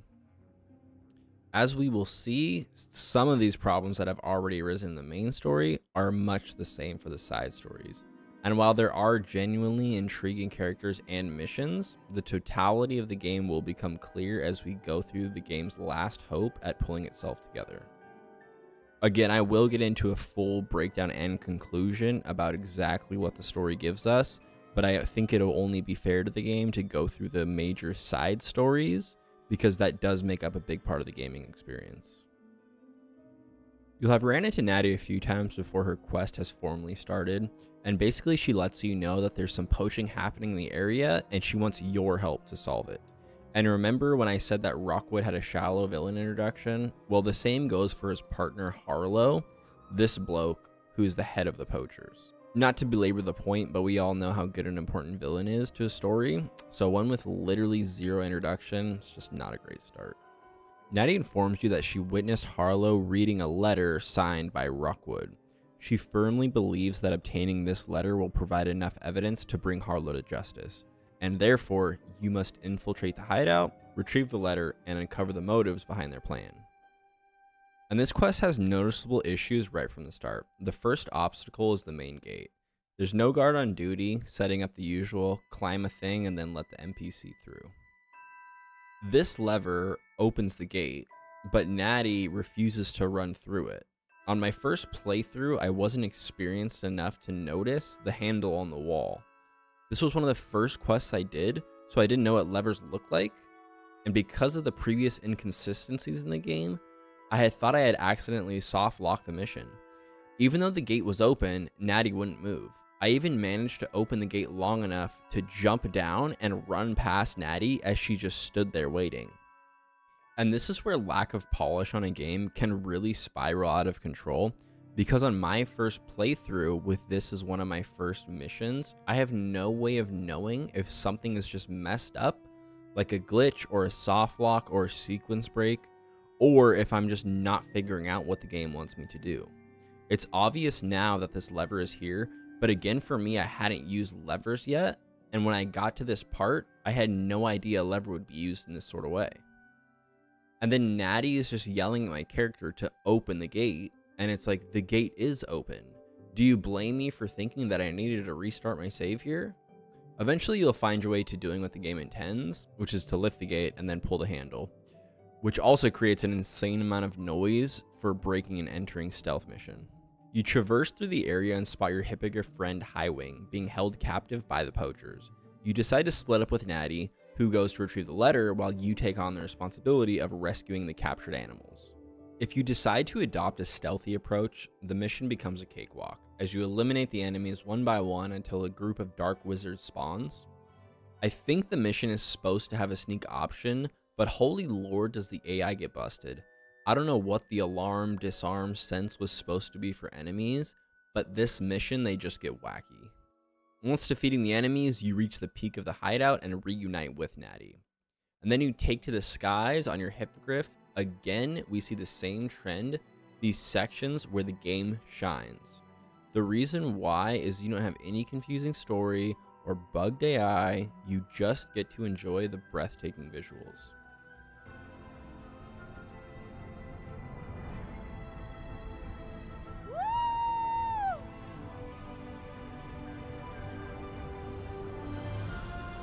And it's pretty cool that you also get to keep Highwing as a mount for the rest of the game. The next mission, you're still in an effort to gather more evidence against Harlow to have the police do something about him. So on a lead, you go to Mr. Bickle's home. Mr. Bickle is a civilian that's been caught up with the poachers. And Mr. Bickle has apparently been murdered. Your mission is to go and locate Mr. Bickle's son, Archie, who ran away during the murder. On the jog, it's a nice time that allows for some character building between you and Natty. As far as Natty's character arc, this is what sets it up for the rest of the missions, and for some major plot points. Once you're at the bad guy's hideout, apparently Harlow's crew not only murdered Mr. Bickle, but are also active child abductors. As you find Archie locked away in a cage. You fight all the bad guys, release him, and then teleport back to the village. Between missions here, we have another dialogue runaround. You and Natty go and talk to Natty's mom.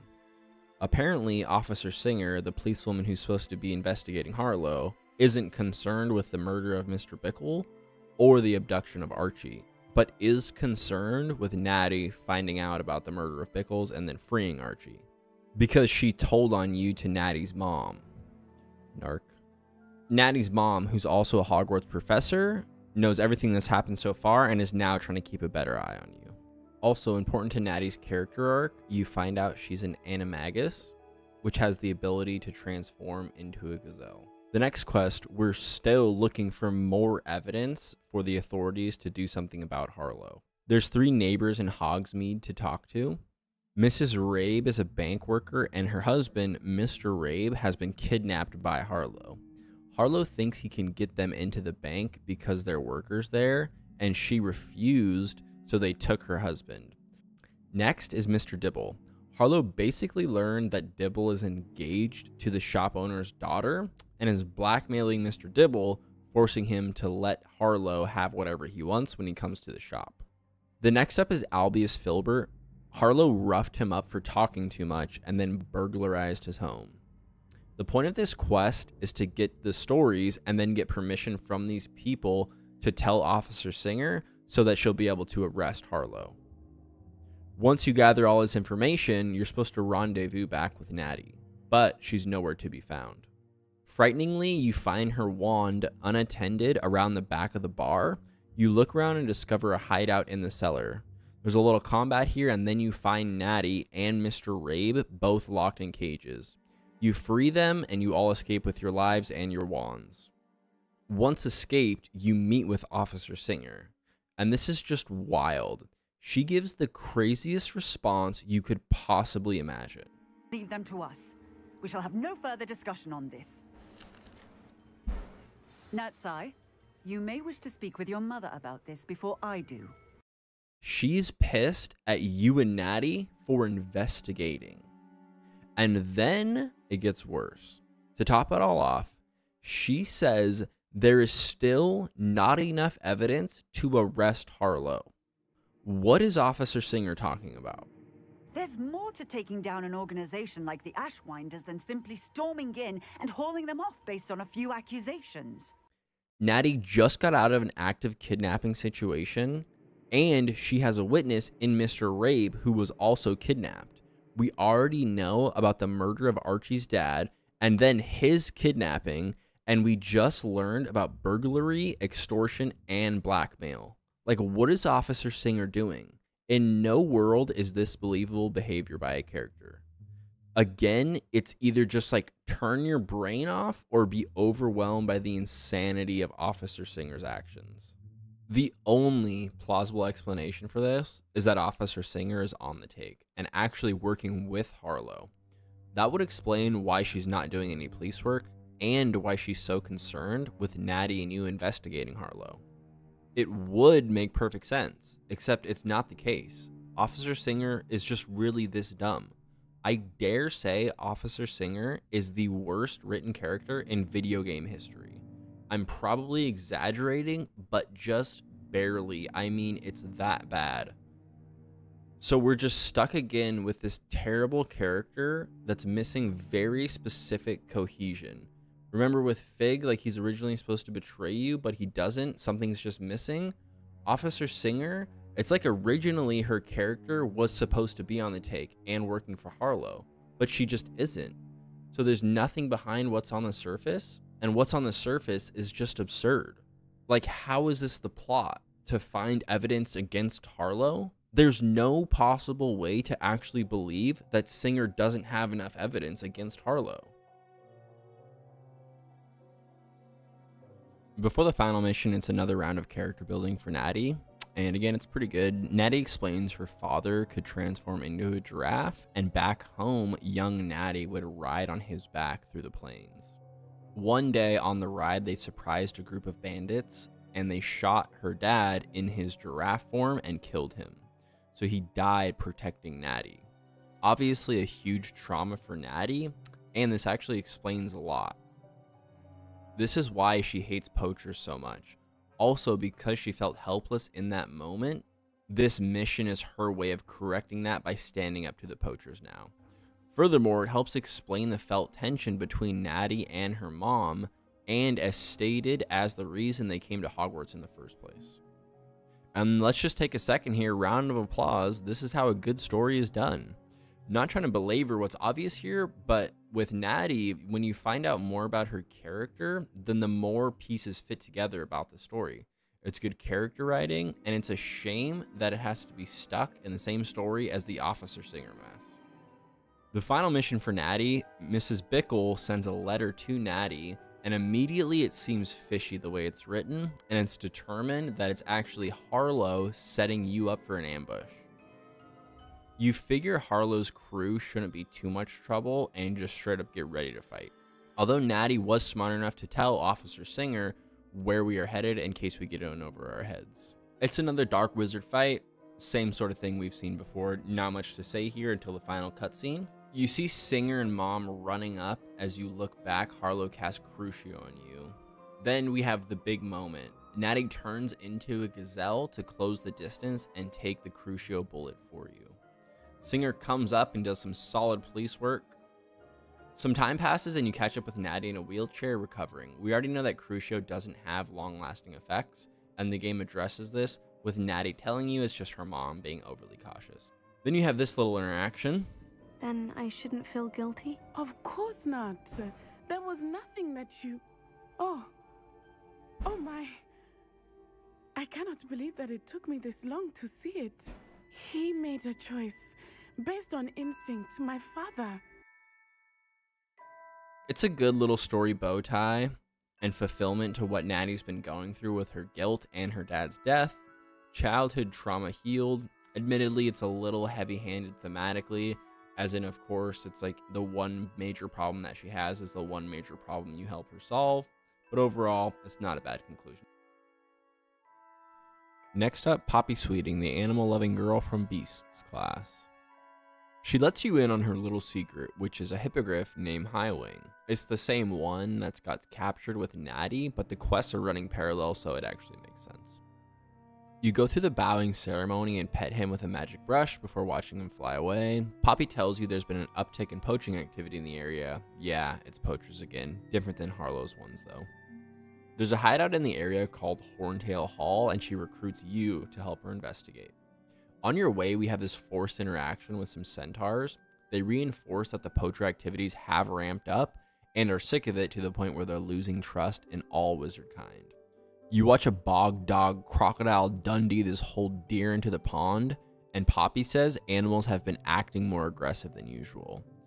What is this line supposed to mean? I have no idea. It's definitely supposed to be meaningful, but I can't figure out what's supposed to come of it.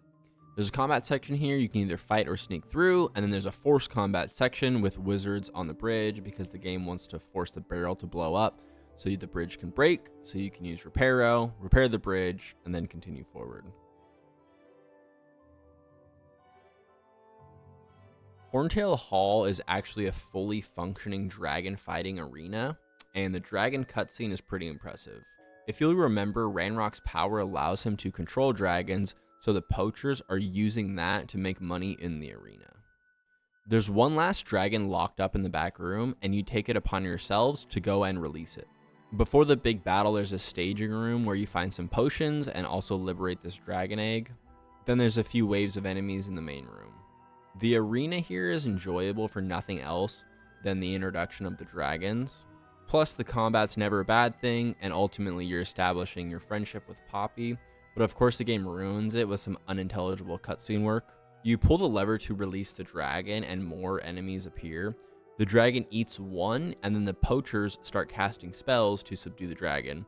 It rears up for the classic fire breath attack, and the poachers go completely brain dead. They don't shield against the fire. They all turn to ash instantly. Like, you've never encountered a dragon before, and you and Poppy know enough to shield here.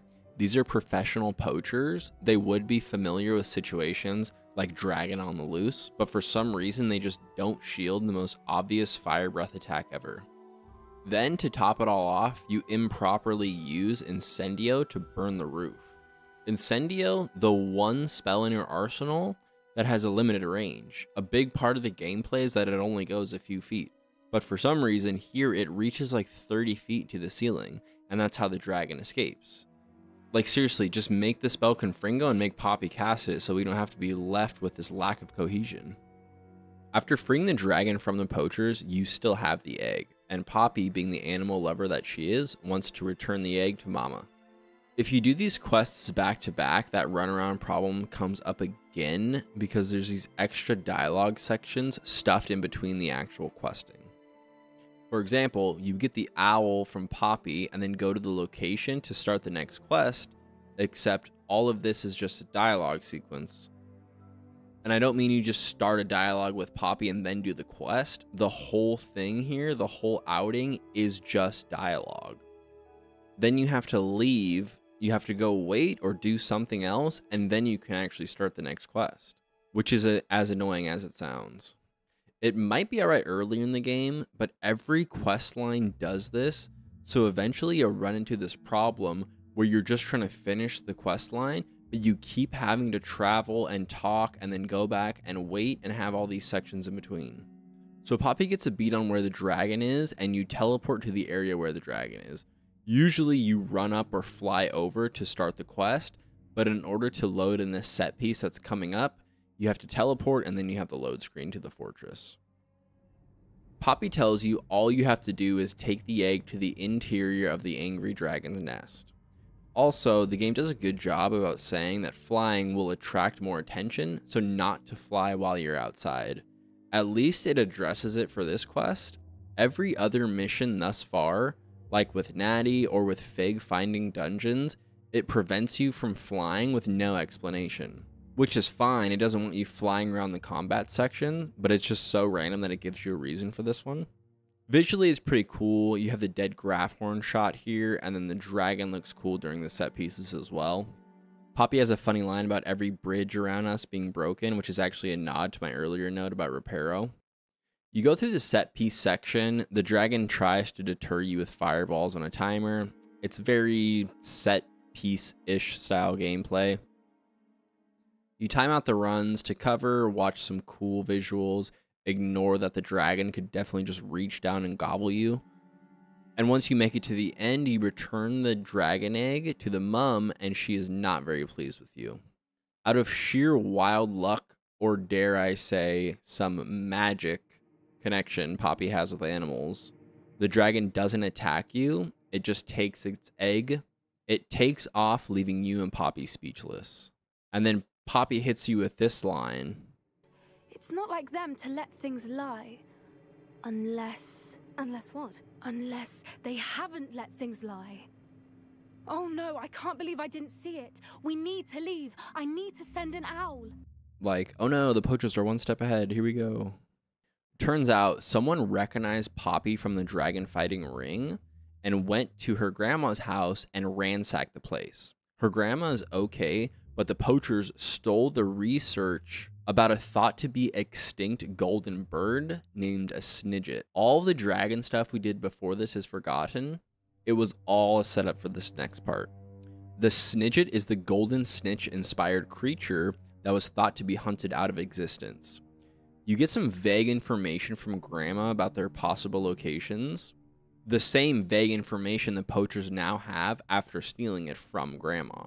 This vague information that the poachers now have is just this completely unsolvable riddle. So, you decide the only thing to do is go get help from the centaurs. Poppy goes into the Forbidden Forest to meet the centaurs. Understandably, she's very sketched out. And then she hits you with this line about we've no secrets to hide. It's nothing, truly. We've no secrets to hide. Which, when you hear it, feels very forced, and turns out it is forced because it comes up later. The centaurs stampede in, ready to rock. They draw their bows, and the young savage tells you it's the last mistake you'll ever make. Just then, the old wise one rides up and protects us. They go through the usual kind of tribal trope here, the angry adolescent trying to prove themselves, and the wise leader setting him straight. It's pretty much as basic as it sounds. Even the wise centaur just tries to leave you, but then Poppy blurts out that you need his help. His interest is perked, and then he gives you another super vague riddle to find a moonstone somewhere. So, quick break, and then Poppy apparently turns into some researching extraordinaire, because this is what she says. She went back to the library and looked up lore about a random cave that people avoid because it drives them mad, and concluded that the moonstone is in there. Like, how in the world did she make that good of a guess? It's wild they can't make this plot point more believable. There's no connection to moonstones or anything, just a cave that nobody wanders. It's a bit of a leap, I confess, but might a mysterious item such as a special moonstone be hidden in an equally mysterious cave? Like, it would have been so easy just to have them tell you, or make the research talk about moonstones. This instantly makes the sequence more believable, or at least make this the wrong cave, and then something else happens, and then the centaur rescues you, and then decides to help you. But no, of course, it's the right cave. You go in, get a great visual of the Flooper hideout. The research Poppy did was that people that go into the cave go mad, and it's because the Flooper's song, it's like folklore that's what actually is driving them mad. So then you go to the spot to place the moonstone. You watch a fun and rare mooncalf dance. Poppy then reveals the reason for that forced line, "We've nothing to hide." She reveals she's been hiding, that the reason she knows Highwing is because she broke him out of her parents' poaching ring. She ran away from home that day and went to find refuge at her grandma's, which is why they were so close. Again, it's one of your fellow students, and it's a pretty good backstory. It's a little forced with the foreshadowing, but overall not bad. And Poppy's character is getting more development here, because the reason why she loves animals so much is a way to reject the harm that her family has done. That's also why she was recognized in the Dragon Arena, because it's her people that are actually running it. Again, just want to point out, when the story is written well, it really adds great context, and the pieces of the puzzle start to come together in a beautiful way. So we have to wait again, and then we talk to the wise centaur, and he tells us that he thinks he knows where the Snidgets are in one of these caves. And the reason he knows this is because of astrology and a prophecy. Now, it actually works a little bit better here than the usual prophecy trope, because centaurs are supposed to be especially gifted in reading the stars. There's a puzzle here, which is actually going to take some thought, and then some curious spiders come by to check out what's going on. You go through the combat section, which is pretty good. It's pretty hectic and enough to actually make you sweat. To top off the tribal tropes here, it turns out the centaurs that have been fighting are actually brothers.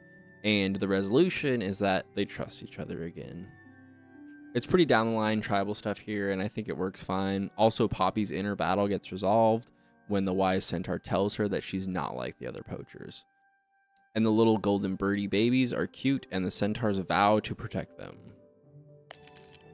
Merlin, they're lovely. To me, this mission was good, and by good, I just mean most consistently average. The overall trope is kind of weak, and there's some loose connection to the plot points, but overall, it's pretty good character development, and it's an exciting ending, and it's fun to see the centaurs, so we'll just give it a good job all around. And now we save the best for last, Sebastian's Dark Magic questline. If you've played the game, you've likely viewed this as a memorable part of your experience. Remember, you ran into Sebastian during some of the main quest sections. After Sebastian takes the fall for you in the library, he shows you his and Ominous's secret place, the Undercroft. Ominous and Sebastian are thick as thieves, and it's obvious they are good-hearted, but not afraid to break the rules if the situation calls for it. Ominous is the direct descendant of Salazar Slytherin. This is important because Sebastian has found out that Salazar Slytherin has a secret room in Hogwarts called a Scriptorium. Sebastian, on his quest to find a cure for Anne, remember from way back in the main story part, wants to explore the rumored Scriptorium, so he's trying to convince Ominous to show him the way. With some chit-chat and another round of false choices, you get things going and learn that Ominous had an aunt who also hated their family's connection to dark magic. You convince Ominous that in an effort to honor his aunt, you, Sebastian, and Ominous should go explore Salazar Slytherin's Scriptorium together. Through the Slytherin dungeon, there's 3 torches to light, and then the Scriptorium is yours to explore. Some light puzzling leads to this chamber. The door closes behind you, trapping the 3 of you inside the room. You approach this pile of bones at the door and find a letter from Ominous's aunt. It explains that you are in a trap room set up by Salazar Slytherin. The only means of escape is to cast the Cruciatus curse on another. Ominous's aunt met the dark fate of perishing from starvation and dehydration by being trapped in this room completely alone. Because you must cast the Cruciatus curse on somebody else, if you enter the room alone, you are left here to perish slowly. Talk about a substantial tone shift. All of a sudden, the puzzling laid out here is legitimately life or death. Definitely striking, and in a good way. Because we've seen other sections of the game that are either just dumb or actively taking a whimsical approach to the storytelling. So here in the Scriptorium, the game now will have your full attention. Previously, Sebastian told you a little bit about Ominous's dark past. Apparently, his family is legit dark wizards. And they would have fun by casting the Cruciatus curse on muggles. They wanted to force Ominous to do the same, but the cries of the innocent muggles was too much for him and he refused. This led his family to cast the Cruciatus curse on Ominous, and the pain was so great that he gave in and started torturing muggles alongside his family. Because of this trauma, Ominous can't put the proper intention behind the spell, therefore the spell will not work. Ominous says if you cast the curse, you will regret it forever. And the game is trying really hard to make you question whether you or Sebastian should cast the curse or not. But the only option here is that the 3 of you sit in this room and literally die, or somebody casts this curse. So obviously the only realistic thing to do is for somebody to cast the curse. Gameplay wise, this has meaning too. Obviously somebody is going to have to cast it. You get 3 choices here. You can learn the curse and cast it on Sebastian. You can learn the curse and then have Sebastian cast it on you, or you don't learn the curse and have Sebastian cast it on you. By this point, you'll have unlocked a number of the features here, and the whole time you've seen these curses as unlockable in your spellbinding menu and can even explore them in the talent tree. Also, there's no real different build types or anything, so this is the first question that will actually impact your gameplay and the combat. And the game is trying really hard to set up this moral distinction. Like, you're choosing the bad side if you choose to learn the curse. But it's like, what kind of choice is this? In this moment, inside the room, literally somebody has to do the curse. So you're actually kind of justified in learning it and being the one to cast it. I mean, you can choose not to learn any curses in your playthrough as like a role-playing thing, but then the game expects you to cut out nearly 20% of its combat spells in order to do the good moral side of things, but it's not like it fills in the good moral side with any other mechanics. Maybe it's supposed to be like an analogy for real life, like bad equals more power and good equals less power. I don't know. Ultimately, it comes off as a haphazard way to try to force some moral choices here. And being on the good side of moral choices doesn't change anything story-wise anyways. It's not like there's a different fate or anything gets affected if you choose to learn or to not learn the curses here. Ultimately, somebody will be casting the curse, and the door opens to the Scriptorium's final room. On the desk in here, we find a spell book, which gives Sebastian hope that he'll find new information to reverse Anne's curse. Ominous lightens up a little bit. Even though he never wanted to go into the Scriptorium and was upset about casting the curse, he comes off as thankful at the end, because he's glad at least he knows what happened to his aunt. Previously, there was a triptych that was in the Undercroft, and on one of the pictures, you found the location of the next quest. It's a goblin mine, and when you get there, Sebastian asks you how you want to handle it. You can either choose the discreet route, or the Expendables answer, we deal blows. And I don't know why this line just cracks me up. We deal blows. Put that on a shirt or something. Go in guns blazing. It doesn't really matter what you choose and you're off. There's one combat section and then you can sneak through the next section. And actually, if you sneak here, you can bypass the combat section entirely. From what I've seen, this is the first time sneaking actually creates a different gameplay experience, which is pretty cool. I went back to fight anyways because we deal blows. The combat's pretty fun here because it's a mix of goblin encounters and spider encounters, but other than that, not much to say. At the end of this section, you find another picture for the triptych, and then we get some more character building here. The dialogue sections reinforce Sebastian's hatred for goblin kind. Remember, they cursed Anne as far as Sebastian is concerned. He doesn't know that Rockwood was actually the one that did it all along. And then you learn about the spell book that was found in the scriptorium. It has dark magic spells in it and unforgivable curses. Because at the time that it was written, the unforgivable curses weren't unforgivable yet. And not only that, but Salazar Slytherin originally wanted students to learn about them. So that's why he set up the scriptorium, so that you would have had to have an unforgivable curse and then cast it in order to get through.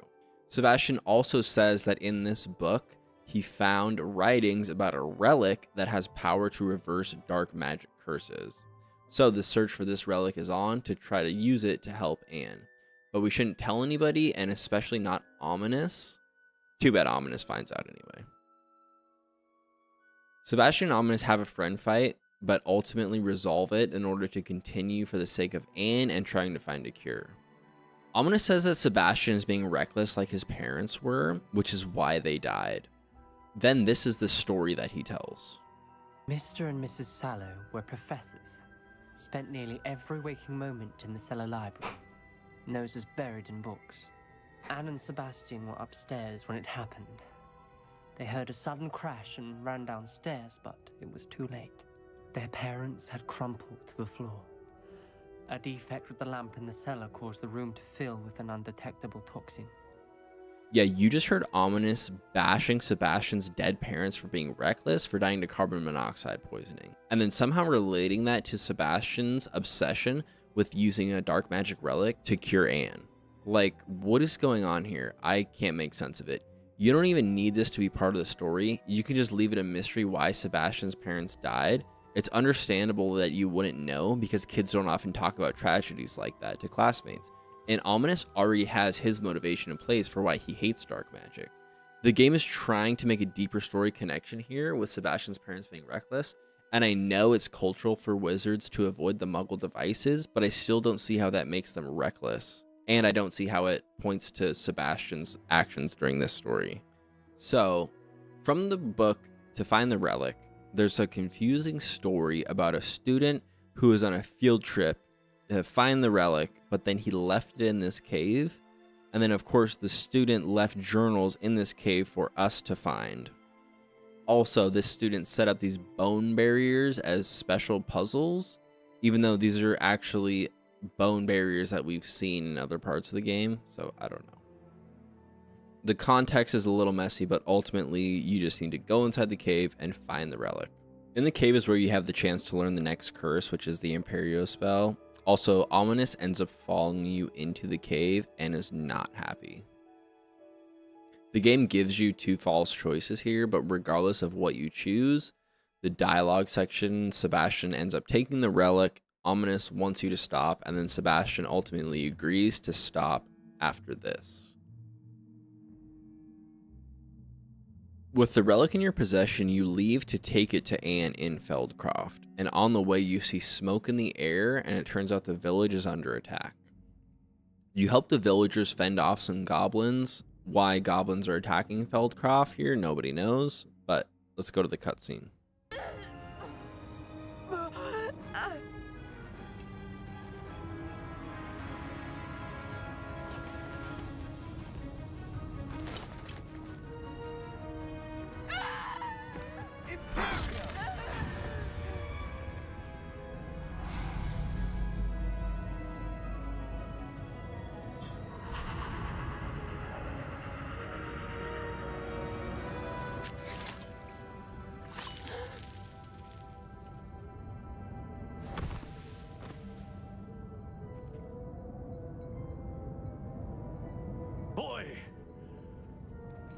What have you done? Saved my sister. With an unforgivable curse. From that damned book, no doubt. Your father would be ashamed. You've gone too far, Sebastian. Stay away from her. From all of us. Two major problems here, I'm sure you saw them. Number one, you can cast the Imperial Curse on hundreds of enemies throughout the game, and not once does it ever cause them to kill themselves. I won't go crazy about this one because there's always some differentiation between the cutscene mechanics and the game mechanics, so let's let it slide for now. But the second major problem here is that the game is making a moral assertion that letting Anne get stabbed to death is a better option than casting an unforgivable curse. Obviously, this is not a legitimate moral question. Nobody in their right mind would ever think that letting Anne die here is a better option than casting an unforgivable curse. The better argument would have been that Sebastian could have cast another spell instead. The problem is the game doesn't talk about it like this. It makes it clear that the choice was between letting Anne die and casting the unforgivable curse. Apparently, Uncle Solomon thinks Sebastian should have let Anne die. After you talk to Uncle Solomon, and it's another round of false choices, whether or not you defend Sebastian, ultimately the same thing happens. The family doesn't do unforgivable curses. Uncle Solomon bans you outright from seeing Anne anymore. Also, the stakes get raised here because he threatens to tell Headmaster Black about using the unforgivable curses, which would definitely get us expelled, and is enough to make Sebastian keep his distance from Anne.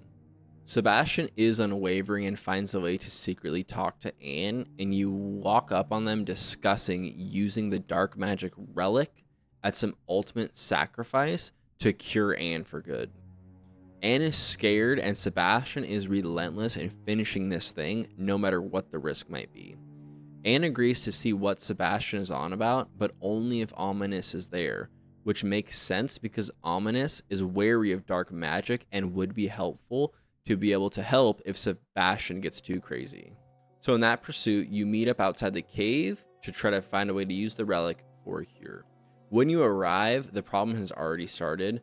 Ominous and Anne are outside of the cave and tell you that Sebastian is inside the catacombs going crazy. Ominous is pretty angry at us, but Sebastian is on his own and needs help, so he's willing to let you go in and find him. Halfway through, you figure out Sebastian is actually controlling the Inferni that you're fighting inside the catacombs.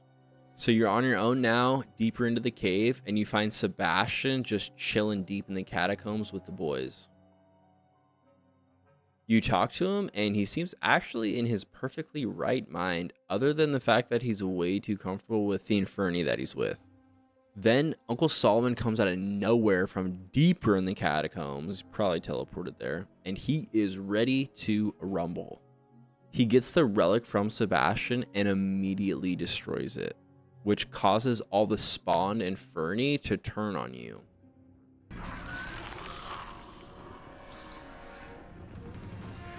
You'll pay for this. And remember, the relic was the best way that Sebastian thought he could cure Anne, so with it destroyed, he's crushed. Then boom, just like that, boss fight with Uncle Solomon. It's weird that there's no choice to fight him here. Like, he's been a jerk this time, and he's the grouchy retired cop, but he's not exactly somebody you have a huge incentive to want to kill. And it's pretty shocking here that the game has you fighting a morally ambiguous character, just because previously it's been super clear who the good guys are and who the bad guys are. So it feels weird fighting this character who you could see as both. Remember, the relic broke controlling the Inferni, but apparently the Inferni only turn on you because you're the only person that they attack in the fight. One of the more unique engagements, and it's cool because it's the wizarding dueling thing with also the extra element of the Inferni, which of course you need fire to damage. Once you defeat Uncle Solomon, a cutscene plays where Sebastian is teeing off on Uncle Solomon and then ends the flurry with Avada Kedavra, the killing curse, which is new to the game, but every player knows they've been patiently awaiting its arrival. With Uncle Solomon dead, Anne steps in on Sebastian, who does look immediately regretful. Anne then burns Salazar Slytherin's book, So now the relic is destroyed and the book is gone. And with those two things out of the picture, Sebastian's plan to help Anne has all but disappeared. Anne tells Sebastian you've made your choice and teleports herself and Solon's body out of the cave. You run after Sebastian through the cave, and a genuinely dramatic moment unfolds as you absorb everything that's just happened. And again, the game creates a great moment on the run here. Sebastian's character is done so well, you really feel the weight of the moment. Your heart breaks for him, realizing he just made the worst mistake of his whole life, and it was all for nothing because the mission to save Anne wasn't even completed. You talk to Sebastian outside the cave. He's troubled now. He thinks Anne has no hope, and he's trying to justify his murder of Uncle Solomon. He attacked us, right? I had to kill him. He gave up on Anne. I'll never give up on her. You saw him, didn't you? He was going to ruin her life. He attacked us. I had to use the killing curse. You know I did. And then this is when you're presented with a choice of whether or not to learn the killing curse of Avada Kedavra. It's a pretty serious decision, especially if you're role playing like the good student versus the bad student. But the choice is pretty dramatic here. I mean, look at the two choices it gives you. They're the most extreme. Either no one should know that curse, or everyone should know that curse. If you choose the latter, then you learn the curse. Like, there's no in between. Either nobody can learn the curse, or everybody has to learn it. Maybe I just want to learn it. After everything, you meet in the Undercroft where Sebastian and Ominous are discussing what just happened. Sebastian's stuck in a really tough spot here, and you really start to feel for him. He feels terrible about Uncle Solomon and is taking the blame, but also still feels terrible that he wasn't able to help Anne. He ends up leaving to go be with her and leaves you and Ominous to talk. Ominous then tells you he talked to Anne, and she's torn on whether or not to turn Sebastian in for what he's done. So there's a choice here that actually does have an effect, I guess you could say, on the conclusion of the quest, but only in a very small way. You can convince Ominous to tell the headmaster what happened, which sends Sebastian to Azkaban, and then he's no longer able to be found in the world. Or you can tell him not to turn Sebastian in, and then Sebastian is available to talk to in the Undercroft post-game. But what sucks about all this is that in the conclusion, Anne's curse never gets a proper resolution. Every single mission here, Sebastian won't stop talking about his sole focus being on helping his sister. I can't believe the game doesn't at least give this plot some sort of conclusion. So there we go, the three major quest lines in the main story. This will likely be the bulk of the gameplay for many players and comprises 90% of the story side of the game. We will delve into further gameplay mechanics like exploration and combat later, but for now we've gone through plenty to draw conclusions about how the game has fared with the story. Again, the reason for going through these story missions in such detail is because it's necessary to have the full context of plots and characters to form a proper opinion. For example, instead of just telling you Officer Singer is a poorly written character, I wanted to show exactly how the game led me to that conclusion. A good story is relatively easy to identify. While there's a vast history of studying and understanding what makes a great story, our intuition often leads us to be drawn towards great stories and to be dissatisfied with bad ones. There is a science to storytelling: the basic intro, inciting incident, rising action, climax, and then resolution, akin to something you probably remember learning in like 3rd grade. Then, one layer deeper, you have things like character arcs, settings, plot development, and pacing. This is obvious stuff here, but it's worth mentioning because it provides a framework for evaluating a story based on its merits. It's interesting, stories require all these main elements to be decent. You can't have a story without characters, and it's not much of a story without a conflict and resolution. Each element plays a key role in making a story digestible and hopefully bringing it to life. When there is a significant shortfall in one area, it can be so massive that it ruins everything else. For instance, you may have watched a movie that hooked you during the intro and had good characters, but the ending was confusing and unsatisfying. If the ending was really terrible, you would walk away and say to somebody, "That's a bad movie, don't bother seeing it." Again, because one really bad element can drag down everything else around it. So it's imperative that a story has each of its elements at least close enough to mediocrity that it doesn't ruin the whole experience. It's like the Poppy Sweeting quest, perfectly average. At the end, you'll have the satisfaction you're supposed to without massive leaps in logic. Poppy is an intriguing character, she's genuine with clear motivations, and has a fleshed out backstory. The few coincidences in the narrative aren't overly highlighted, like why the dragon is nice to you, or why we had to go to the centaurs, or how we knew the moonstone was in the random cave. These small problems are just subtle enough that you don't have to break your own logical foundation to accept them. Even the centaur story is exactly average, just a regular old tribal family dispute, old wise mentor and wild ambitious leader, even slaps in the brotherly embrace at the end. Just a regular story, nothing special, but nothing terrible. Which is why I really don't feel compelled to pick on Poppy's narrative. Because if you can accomplish an average story with one or two deeply meaningful moments or characters, then likely you have a story worth something. Diving a little deeper, we can do some cataloging here and see exactly how many problems really arise.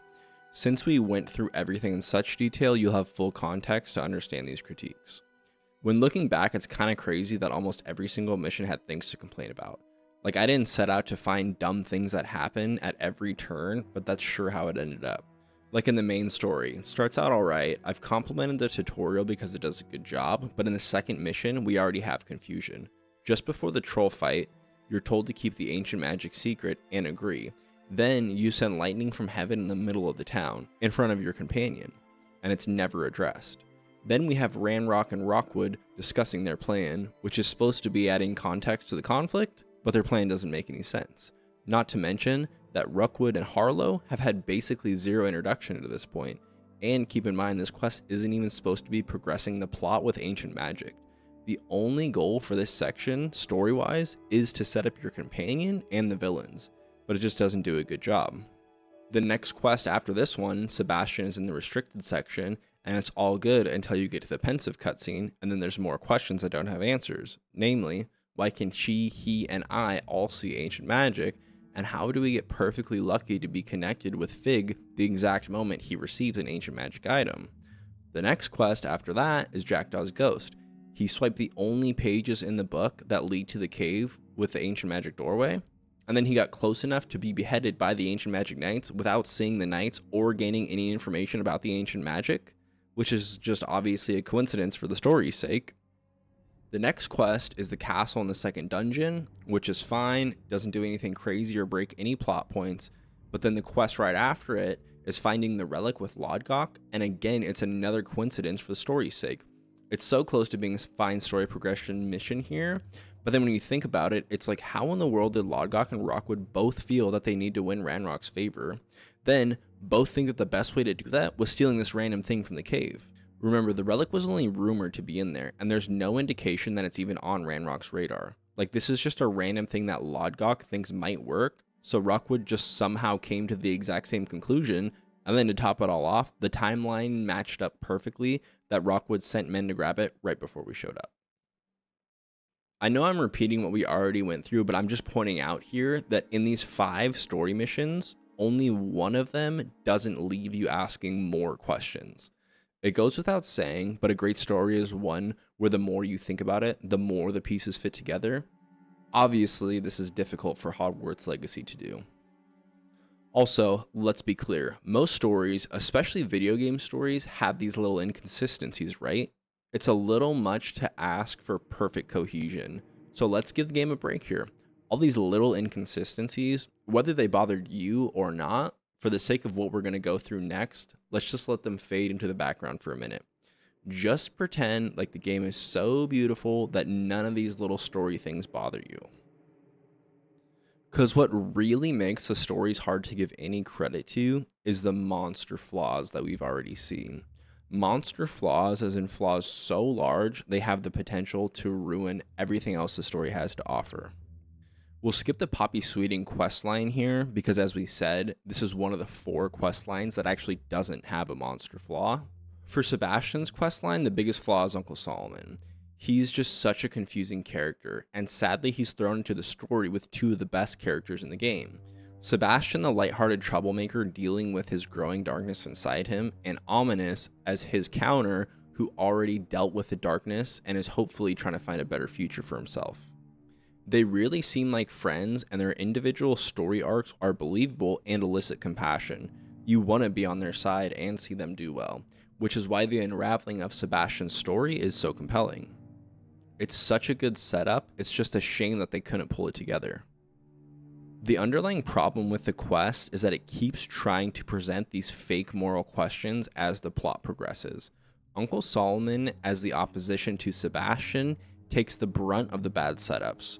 The two examples, as you'll remember, are Uncle Solomon's attitude towards and the freak out about the Imperio spell.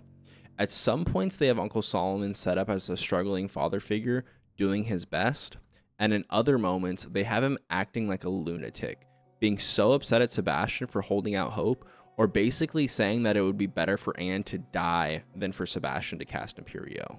They try to make him both the struggling father figure and the angry abuser, which just makes it impossible. Sadly, they double down with his confusion in the climax of the story when you face off with Uncle Solomon. He's actually being more reasonable than in previous instances, and because he has been set up as a sympathetic character at times, your motivation to kill him just is not there, which is why Sebastian feels bad about it at the end. Then just to top it all off, this conflict with Uncle Solomon doesn't even lead to the resolution with Anne, which is the point of everything that we've gone through with Sebastian and Ominous. The monster flaw in the main quest, I want to give it to Professor Black sections, but they're just not a big enough part of the main plot points. It really has got to be this moment with Lodgok. It's actually heartbreaking for the game that this is how they chose to incite the final showdown. Like, this move is so stupid and so against the thoughtful grandfather character that Lodgok is set up to be. I've used this phrase a few times, but it's really true. You have to turn your brain off to accept that he would do something so dumb. Just to reiterate what exactly happened, the only way Ranrock would have what he needs is with this one piece of information. That information is perfectly hidden and in the hands of the good guys. All we have to do is not give it to Ranrock. And what does Lodgok do? He brings it into the villain's lair and then gets caught with it. And why? For no reason. He has no reason to have the book with him in there. Like, why couldn't they take the time to write something that makes sense for the final rising action? Like, this is the big one. This is the scene that leads to the final showdown. And instead of raising the stakes in a creative way that gets the player to buy in, they choose to have Lodgok act in a way that's completely senseless, which forces you to disengage with the plot and the characters. And lastly, the final monster flaw, we have the now infamous Officer Singer. I already went off on how tragic the writing is. I don't want to belabor the point. So there's the three major flaws. In my estimation, these ones are big and bad enough that based on how much they bothered you, definitely had the potential to ruin everything that came before and after.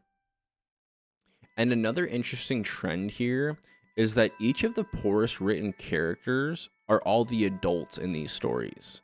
All the best characters are the people that are your age. Sebastian, Ominous, Natty, and Poppy all have noticeable effort put into their characters, which is contrasted by the emptiness that we see with Officer Singer, Professor Black, Uncle Solomon, Professor Fig, and the other adults. I guarantee you this isn't a coincidence. There must have been a decision made about the foil of the kids being the adults. A foil character, as you probably know, is one in the story whose characteristics contrast sharply with the other characters in order to highlight certain aspects of someone's personality. And foils are great storytelling tools, but this type of character, the type of foil character, deserves to be well written, especially because they're supposed to be subtly highlighting things in other characters to make those other characters more interesting. But like for the example of Officer Singer, her character is so bad, it drags down the entire story with Natty rather than adding to it. Ultimately, the conclusion here when it comes to the story side of all these quests is there's just too much wrong to call them good. If half the story is well written and the other half is terribly written, well, then you're just left with a bad story. I think I've shown my work with the examples in the commentary, and this isn't to say that you won't find any enjoyment out of the story or some of the characters, But when looked at in totality, with this many really bad things and very few really good things, there's just no way you can call this good storytelling. And how many times does a story or character lead to a confusing situation? It happens 36 times throughout the quests we've seen above. 36 times in these 4 quest lines, a character does something or the plot does something that does not make any sense. Not all of these are completely narrative breaking, but when you have that level of consistent confusion, it makes it really hard to walk away from the quests feeling fulfilled. Now let's talk about some of the other things we saw as trends that were problematic in the game. The first thing is padding. This isn't the usual type of padding where it just has you doing a mundane task for a long period of time to fill gameplay hours. This is the type of padding that has you doing a random thing all the time instead of what your mission is actually supposed to be. You heard me talking about the runaround problem earlier, and that problem stems from how the missions were set up. This was also a reason I did the commentary style section, because it really was the best way to show succinctly everything that happens. If you played the game, you'll remember way more random things happening as you made your way throughout the main story. It's like during the main story, when I talk about the Sebastian sections, these sections don't progress the plot with the Keepers or Ranrock, but you're forced to complete these Sebastian sections as part of the main story, and this type of thing is done all the time. The game is constantly sending you off to go do a random thing or talk to somebody that is clearly a shift from what our main mission is supposed to be. This problem arises, in my estimation, from the developers attempting to balance attending class and saving the world from a goblin invasion. Walking this tightrope is undoubtedly difficult, and it becomes apparent as you try to stay the course while completing missions. The mission list highlights this struggle pretty clearly. For the main story, the game has 43 official missions. However, I went through less than half of these when explaining the plot, because there was that many missions that involve going to do or talk to somebody that doesn't advance the main plot. Another thing we see over and over is these elements that just feel incomplete. We discussed this with Fig and Officer Singer, where it appears that major character development was cut. In gameplay, the puzzle mechanics, though interesting, don't progress at all, and it's seen with every puzzle: the moth puzzles, the skeleton bridges, and the ancient magic portal puzzles. They just don't have progression. Another reoccurring issue is dialogue choices not mattering. I labeled this as half done because the game goes through the trouble of setting up your character to make the choices, only to lead you into a linear outcome. It's really odd. If there are no actual consequences, why give the player the option to choose dialogue? When looking at everything we talked about so far, the annoying mechanics, the lack of progression, the false choices, the pacing problems, all the character problems, and the story problems, there were 71 instances of something bad catching my attention enough that I had to bring it up in the commentary section. You might think that's a lot, or you might think it's not, but it feels like a pretty substantial number, especially given that this only covers the main story and the 3 companion quests. It doesn't even include all the world exploration, or the side missions, or anything with the combat. And what's weird too is I go through like 30 something quests in my commentary section. Remember, I'm cutting out everything that didn't progress the plots and all of the storylines. So that's basically an average of 2 noticeable problems for every single quest you'll be doing. I'll let those numbers speak for themselves. So there you go, all the flaws, big and small, as seen in the main part of the game, and hopefully because of the thoroughness of the commentary section, it's easy to see how I came to these conclusions. Now, I know I've been railing against the game pretty hard here, so let's transition to some heights that the game reached. Because it is an open world game, no critique would be fair if it didn't go over some side quests and world exploration, especially since this is typically one of the biggest draws an open world game has. Let's start with the best ones that Hogwarts Legacy has. I broke all the side quests up into 3 tiers. The top tier ones are the ones that do a really good job with everything. The second tier is what we've seen in any other open world game, just kind of like average side quests. And the third tier is quests that either have something wrong with them or are just so simple that they barely deserve to be on a quest list. Let's start with the top tier. In the Room of Requirement, your house elf companion Deke seeks to help you find his friend. House elf abuse is a common issue, and they've set up a system to periodically check on each other. Deke needs help checking on his friend Tobbs, and points you to a spider-infested cave. These ducking sections are pretty unique here, and the quest is creepy and sets the tone very well. There's a really great combat section here, and it comes out of nowhere with this mini boss spider. It's pretty intimidating because likely you haven't fought one this big before, and its movement is difficult to deal with. Also, it spawns in minions super quick, so you can easily feel overwhelmed. No sneaking here, and if you don't have or don't use the one-shot kill move, it's a pretty intense fight.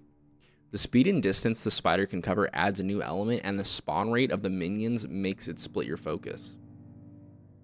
After the spider fight, you find Deke's house buddy, and shockingly, this is not a rescue the elf quest. Tobbs has passed away while trying to find leech juice for his master. You find a note in which Tobbs is apologizing to his master for failing, and he's come to the realization that he will not be making it out of this cave. In good house elf fashion, he's more concerned with failing his master than losing his own life. You return to Deke, and the game makes this as serious of a moment as it deserves. You're put in the position to have to tell Deke his friend has passed away, and understandably he wants some time alone. This is another one of the times where the character's emotions are done so well, you'll be feeling genuine sympathy for the situation. This is one of the best side quests, and here's why. Firstly, there's no game-breaking character or plot flaws. Side quests inherently have the advantage in this area over longer quests because the side quests are more contained. Beyond that, it's an intense lead up, and you have a good combat section, and the ending carries a real sense of loss for Deke. Another reason this quest hits so hard is a little bit more subtle, but house elves have a special place in many people's hearts due to their ultimate underdog story, as seen in the Harry Potter films through Dobby. House elves, as recipients of generations of abuse through slavery, somehow still manage to fight for the good of those they love. I mean, how can you not root for these guys? House elf lore is fascinating in general too, making you constantly ponder what their life must be like beyond the small encounters you have with them. What an existence it must be, sulking in corners, doing master's bidding, stuck in the forever purgatory of sacrificial servanthood. All these elements come together really well here. If the game could have captured this type of magic for all its quests, then the critique section of this video would have been much shorter. But at least we see one good example here of a well-packaged experience from all different angles. The next really cool kind of side quest thing is something you'll run into during your Hogwarts exploration. It's the Depulso physics puzzles. There is some narrative explanation here, but what really stands out is how well done the puzzling is. Like, where is this in the main story sections? Like, really, all the puzzle progression missing from the sections before has all been slammed into this one. This is what a good puzzle looks like. I mean, first of all, just the immensity of it all makes it super fun. Then on top of that, it has progressive elements that expand with each new room. The core concept of how to solve the puzzle is easy to understand, but then is expanded on in interesting ways. And it takes mechanics you've already known and uses them in creative new ways. These puzzles take some real brainpower to figure out too. If you include the extra chest, some of these solutions have like a dozen steps to complete. The next quest worth complimenting here is the Adelaide Oaks quest. Adelaide recruits you to check on her uncle, and you go to his camp and you find some goblins. Once you defeat them, you find a map leading to where his research was taking him to some goblin metal. This is actually some pretty cool foreshadowing for the main story if you catch it. You follow the map to a goblin keep, which is pretty big and has a lot of rooms to explore. You fight through some rooms, find the uncle's wand, and free him, and he's actually a pretty complete character, and it's a good opportunity to get through some dialogue. When you're asking him questions, it's actually building the backstory of Ranrock, explaining how he came to hate wizards so much, and adding to his legend. And again, this quest is good for the obvious stuff. Nothing broken, it's multi-layered with going to the goblin camp first, finding the map, and then going to the goblin keep. It has good characters, and it has good dialogue, and all of that leads to more context given to the main story. All good stuff. And there you go. That's not only the examples of the best side quests in the game, That's the only ones that I put in my top tier of good side quests in the game. It's sad, I know there wasn't more examples, but hey, at least we got 3 of them. Now let's look at the second tier side quests. This is more on par with what you'll be used to from traditional side questing in open world games. Nothing spectacular like we saw in the first tier quests, but just enough here to make it worth your time. I'm not going to be going through every single side quest here. I'm just going to give a few examples because they're pretty straightforward. Like Ghosts of Our Love, some decent detective work, and then you find one chest, the Forbidden Forest. Then there's this one where you go into the herbology corridor. Duncan is being made fun of because he's scared of a puffskin, so he recruits you to go to the hidden herbology corridor, which is actually a pretty cool area, but the quest ultimately boils down to nothing more than just a fetch quest. You go to the hidden corridor, grab the thing, give it back to Duncan. Another example is Portrait in a Pickle. This guy in the library is mad and upset that his other portrait has been taken, and he knows who it is. Basically, he's been eavesdropping on students in Hogsmeade and telling professors. Sometimes he rats out kids, but he's lying. So Estonia, you talk to her in the 3 Broomsticks, has him moved. She tells you that she paid somebody to take him, and for the first time in history, probably, a Hogwarts student hires dark wizards to do a mundane task. I don't know. Anyways, you go and you fight the dark wizards, and then you actually have something resembling a choice here. You can take this narc back to the 3 Broomsticks and put him back in place, or you can do this super evil thing and burn him to a crisp. It's not like it kills him because it's his second picture, but still, he's pretty sad when you go back to the library. I counted 19 quests in this second tier, and they're all basically what I just described. Go to a place, grab a thing, and then return it. Maybe you'll have 1 or 2 of these 19 quests that stuck out to you. I do have notes and footage of all the quests here, but really they're just not worth getting into. And now we can get to the bad stuff. We're at the 3rd tier, which is going to be below average. Now we can start the critiquing as we look at the worst of the side quests. These below average quests, as I counted them, was 14. And the main reason these quests are put into this below average category is because how dang quick they are. I mean, there's a number of these that take legit less than 5 real life minutes to complete, start to finish, and don't have you doing or going anywhere that's interesting. Like when you go to help this chick on the docks, it's all exciting because it's a murder people quest. So you dive into the cave, but it's only 1 room. You dive down and that's it. It's so simple. Simple enough that it ends up just feeling like a complete waste of time. Another example is the unicorn quest. You get recruited to save a unicorn, you fly over, you save the unicorn. I'm not kidding you, I timed it. This quest took me less than 3 minutes to complete on my first time ever seeing it, and that includes the dialogue sections at the beginning and at the end. Again, it's just so quick, it barely feels like you did anything. It's only cool because it's in Harry Potter's world, and this one has to do with mer people, and this one has to do with unicorns, but otherwise there's just no depth here. So again, there's 14 that are like this, that are just way too quick to feel like they're worth time. And that's pretty much the summary of the side questing. 3 tiers, good, average, and below average. We have the 3 quests that I went through that qualify for the top tier. There's 19, which is a little over half, that fall into the just average category. And like I said, 14 that fall into the below average category. So basically the side questing is a bit of a slog. Like I said, there's only 3 really worth mentioning. There is one more side quest collection thing that I gotta pick on a little bit more. It's the one where you have to collect the demiguise moons to advance your lockpicking skill.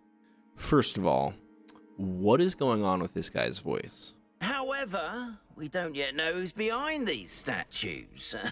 Still plenty of the foul things lying in wait to torture me. Oh.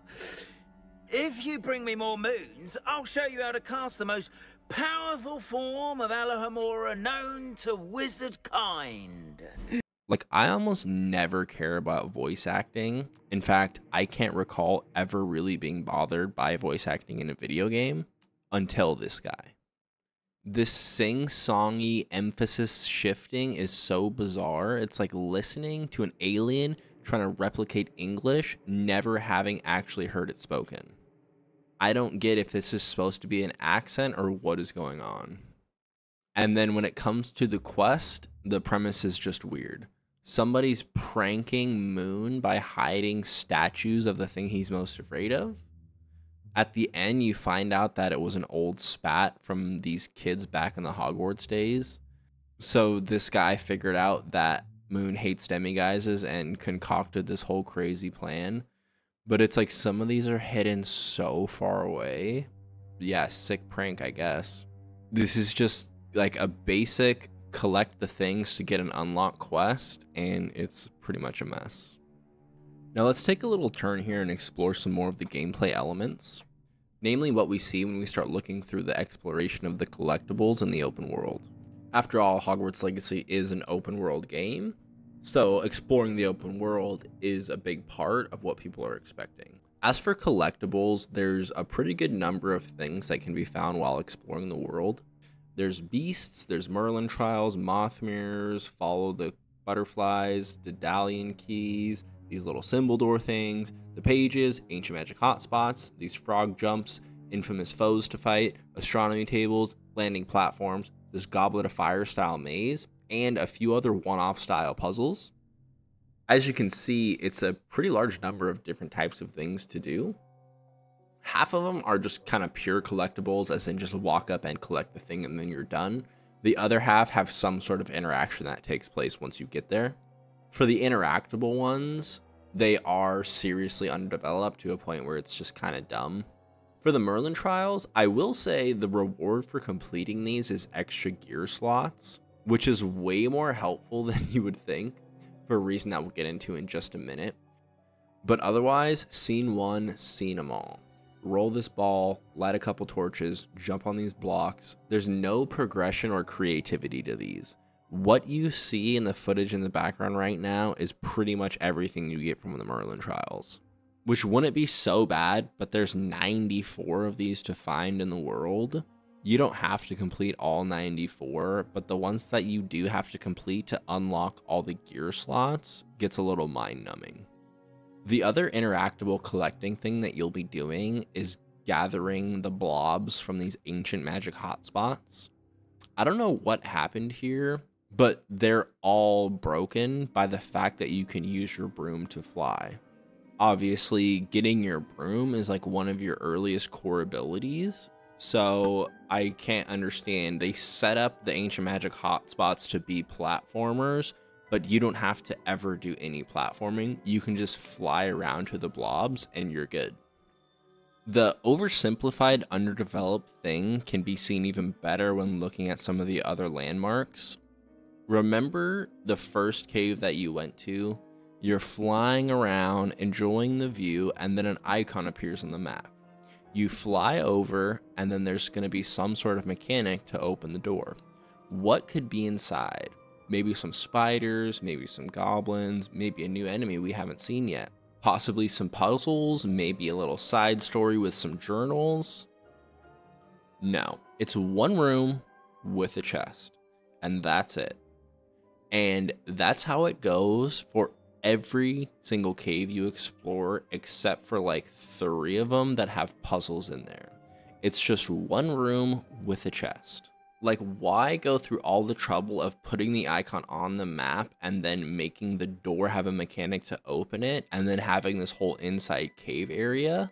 Like, that sort of setup is making you think that they're gonna eventually progress on this cave mechanic, but it never does. And so it's like, why make me pick up this block, open the door, and run all the way into the room if you're not gonna do anything with these locations? Why even have me go through that trouble? Just put the chest in the open so I can just grab my gear and get out of there, because that's essentially what I'm doing anyways. But that's just the caves, right? There's other fun things to do in the world, but it's not really true.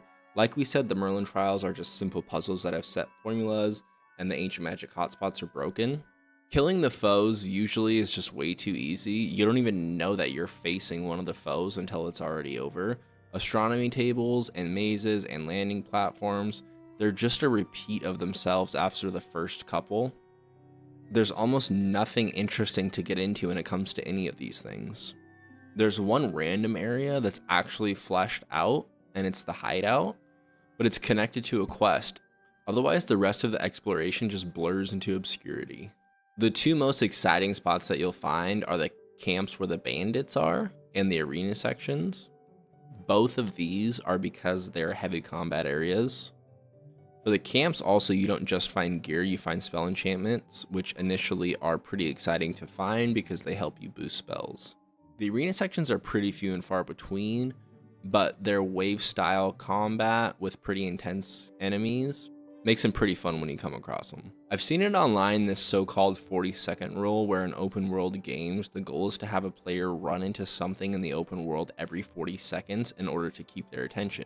I've even seen people complimenting Hogwarts Legacy because apparently, based on the map icons, you run into things at more than twice that rate. But I think it's pretty obvious that even if you're running into something every 15 to 20 seconds, but the thing you're running into is super simple, it's obviously not going to make exploration that good. It's still going to be shallow. And Hogwarts Legacy definitely puts frequency above substance for the exploration. It's very noticeable, to the point where it's pretty difficult to find anything intriguing once you get about 30 to 40% through the game. All of that too is exacerbated by one last huge problem: the rewards. Like I said, the rewards for Merlin Trials and Ancient Magic expands gear slots and grows your Ancient Magic reserves, but all the other explanation gives you more gear. That doesn't sound too bad, right? I mean, gear is one of the funnest things to collect, but the gear situation in this game is chalked. It's all based on level, so you will be finding new gear for every single one of the 40 levels you progress through. You never find a piece of gear that you can keep for multiple levels. As soon as you level up, the next chests you'll open will just be giving you better gear. This creates a never-ending turnover of all your gear from top to bottom. And what kills everything is you have such limited gear slots to start out with, you will be constantly running out of room, which means you have to go into your inventory, destroy items, not too many items though, because you want to save some so that you can sell to the shop, but you don't want to go to the shop every single mission. So you destroy a few cheap items, keep the rest to sell later, then explore for a few more minutes and find another set of chests that give you more gear, and then you run out of gear slots again. So then you have to go back into your inventory, find what you want to destroy. You will be constantly doing this throughout the entire gameplay until you reach close to the max level. I really can't exaggerate how annoying this is. If you level up and then go do a new quest, it's almost a guarantee that you will run out of gear slots during that quest. And this is what happens every single quest. It's crazy. And that's not even the best part. Just to top it all off, you can't save your appearance. So in the game, you can change the appearance of your clothes like we've seen in many other games before. If you have a legendary item equipped, but you want to change the appearance of that item, you can just change the appearance, but you'll keep the stats of the legendary item. But you can't save your appearance when you do this. Why is that such a big deal? Because let's say, for example, you're level 9 and you have all the best gear equipped. You'll be running around looking like a madman because of the way the gear is styled in this game. So you go into the inventory and you change the appearance of all your gear to give you the aesthetic that you're going for. Then you go on a quest, start exploring, and find something like glasses that are better than the ones that you currently have equipped. Remember, everything you get from all the quests is more gear, so you're gonna find another piece of gear that's better very quickly. You go into your inventory, equip the new glasses that are better than your old ones, but they probably look terrible and kill your aesthetic. So then you have to go back through all the glasses that you've ever collected, find the ones that you like the appearance of, and then change it to that appearance. And you have to do this every single time you get a new piece of gear, which is all the time. Like during the playthrough, if you've been wondering why my character is constantly dressed like a weirdo, well, this is why. There's just no way I had enough time to go into my inventory this many times to change my appearance. If you haven't played the game, you might be thinking I'm a little too aggro over this, but if you played the game, you know exactly what I'm talking about. Anyways, there's one more gameplay element that I really think is worth discussing, and it's one of the better things that Hogwarts Legacy is able to do. This is the Room of Requirement, aka your home base. Like I said much earlier, lore-wise, the Room of Requirement fits really nicely, and it has some really cool customizable options. The other secondary kind of main collectible that you would be getting as you explore is decorations for the Room of Requirement, and there's a surprising variety of these. The game lets you change the size and location of nearly everything, so you can really get creative making the room just how you want. If you like this sort of thing, you'll definitely be satisfied with the environment you're able to create. The decorations themselves are all done with great detail, and it really makes it fun to be creative and bring your vision to life. Another one of the cool parts are the different biomes that you unlock and being able to fill them with different types of beasts. Even if you aren't really into that side of it, you'll definitely still think it's fun just going and seeing all the animals you've collected hanging out in their magical new paradise.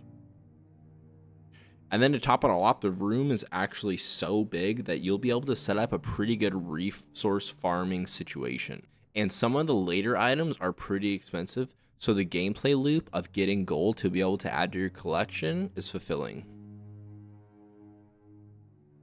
The last thing we'll be going over is combat, which works out pretty well because I did want to finish on something that the game does good. As I've mentioned before, combat is one of the shining lights of Hogwarts Legacy. I'm not going to get into a full breakdown of numbers and stuff as far as damage and attacking and defense goes. Rather, I want to look at the combat flow and how the combat encounters feel overall. To start with, let's talk about the talent trees. The only real section that's part of the talent trees that's just dumb is the stealth one. I mean, unless you really go out of your way to use stealth, it's never really used. The rest of the talent trees actually have a decent impact on the gameplay. Spells help you deal damage spells, dark arts is the curse focused one, core abilities is more of the defensive stuff with the dodge and stupefy upgrades, and the Room of Requirement upgrades are focused on the plant and potion use. Like you can see from my footage, you end up having enough stat points to basically max 3 out of the 4 main ones. By my estimation, there's basically 2 classes you can spec into.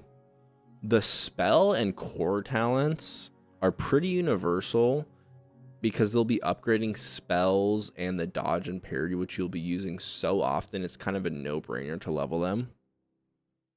So after that, the question comes down to either building into dark arts or the Room of Requirement talents. If you choose the dark arts, the combat turns into how many enemies you can curse at the same time. Cursed enemies have some attacks that will chain, and most notably, the final stage of the dark arts is that all cursed enemies die when using Avada Kedavra. So this means you can potentially be killing like 10 enemies at once, even if they have full health. If you skip the dark arts talents and decide to do the Room of Requirement talents, then the combat will turn into a game of resource management where you're focused on using the right plants and potions at the right time and making sure that you don't run out. As you can see, it's a decent amount of variety. I imagine the 2 builds as I described above are by far the most popular, but if you really wanted to get crazy, I'm sure there's some cool ways you could mix and match talents. Most notably, it is nice that it does matter which talent tree you spec into, as far as if you neglect one, then you will probably have to use the abilities of the other one. Now, this is only true if you play on hard mode. If you're playing on the other modes, they're probably too easy for you to really notice the combat difficulty anyways, but on hard mode, for example, if you do choose the Dark Arts talent tree, then you really do need to take advantage of the curses at times. And if you choose the Room of Requirement, then you will need to take advantage of the plants and the potions. There's one more way to get really specific with character builds in combat, and that's with the enchantments. You can boost nearly every spell in the game, and once you get high level, you'll have most of the enchantments. So because of that, and the fact that they stack forever, you'll be able to choose 1 or 2 spells that go crazy with damage.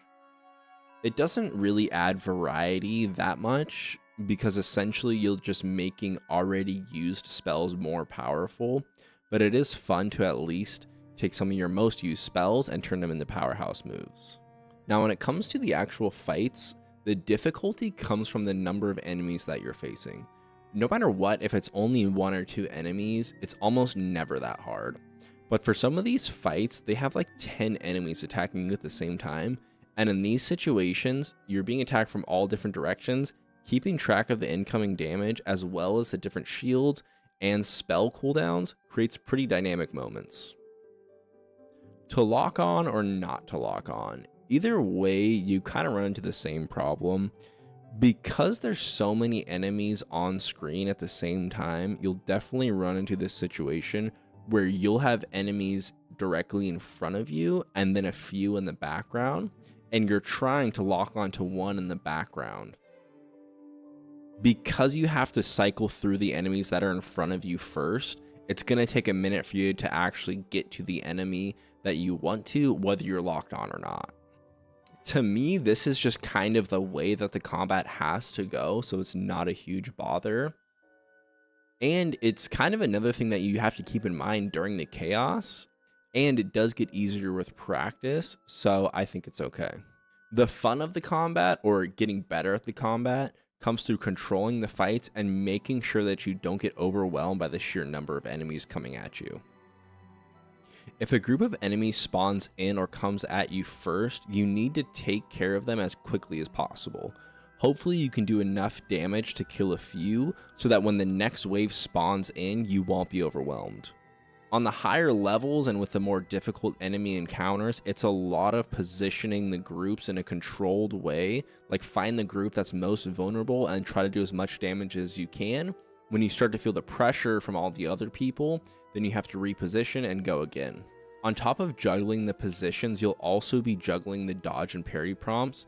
They do give a signal for all damage that's incoming, but especially on hard mode, sometimes the attacks can stack and they come out way too quickly, so regardless of how good you are, you're destined to take some damage if there's too many people targeting you. Then on top of all that, you need to keep in mind your spell cooldowns and balance them with the shielded enemies. If you're getting blasted by a goblin but he pops a purple shield, well, you better hope you didn't just waste your last purple spell, otherwise you'll be shaking your wand like a dummy. The animations here are done very well too.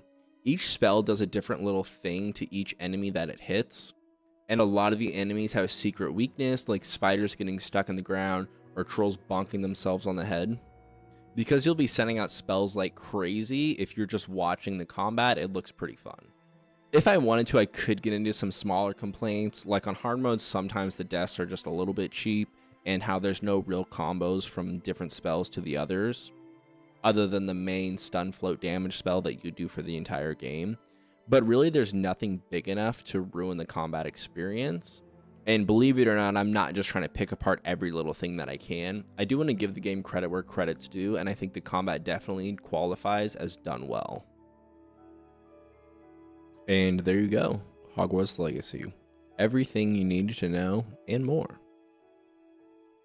I found this game really interesting to dive into because even though I obviously had a lot of negative things to say about it, most of those negative things stemmed out of what seemed like they could have been really great ideas. This game has really high highs and really low lows. There's great characters and terrible characters literally side by side in the same stories. There's some really intriguing plot developments and absolutely absurd ones. Like in one mission, you can have a confusing plot point, a great combat encounter, some busted AI, and then a heartfelt moment at the end. This kind of hodgepodge of madness made it really interesting to go back and look over. Ultimately, I think Hogwarts Legacy was a game that just tried to do too much, and because of that, it had underdevelopment in nearly every area. It feels like they sat down in an early meeting and decided what to do. Let's have an action RPG set in Hogwarts with full RPG talent progression, customizable combat, a morale system with dialogue choices, branching storylines, dozens of character interactions, tons of collectibles, crazy gear progression, classroom simulation sections, overlapping storylines, stealth sections, powerful items, customizable home base, and all in a fully explorable open world. And really, it's just too much. And I mean, is it a wonder? It sounds like a lot. And because it was too much, it's like they got halfway through developing all these things and then we're like, oh shoot, these individual things are not fleshed out, but we have to figure out how to fit them together.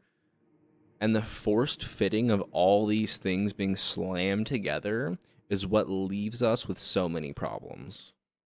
And also, I think that's what led to so many of the good things in the game having to be ruined by something. Like, the Natty story is good, but then one character ruins it. Sebastian and Ominous are great characters, but then Uncle Solomon ruins it. The open world looks good, but there's a lack of depth to it. I could go on, but I think you know my point. Beautiful world, bad game. I still think that's the best way to sum up the experience. Combat and the flying sections are the two biggest redeeming qualities that the game has to offer. And lucky for the game, this really helps carry it because every mission will be sending you into combat. But even one of the reasons why the combat is so good is because visually they did a good job. There's so much love and care put into the game visually. It really is a masterpiece in this area. Not only did they absolutely bring the beloved Hogwarts castle to life, but the attention to detail in some of these areas is really a marvel to look at. That's why the flying sections are so good, because it's just the one moment in the game where purely the visuals can take center stage. But outside of that, it's just a bad game. There just can't be this many things wrong in so many different areas. If you took away the fact that the game takes place at Hogwarts, like put it in another not so beloved setting, you would just be left with the mess that it really is. So that's all I got. I think I covered just about everything that's interesting. Obviously, it's possible that I made a mistake with either the story or the lore in the commentary section. So just let me know if you notice anything like that. And since you made it this far, just wanted to say thank you very much for watching. This was actually my first video ever, so I hope you found the deep dive as interesting as I did. If you have any suggestions for me, video-wise or just overall agreements or disagreements with some of the critiques that I had, I'd be very interested, so please leave a comment, and obviously just be sure to subscribe if you want to see more.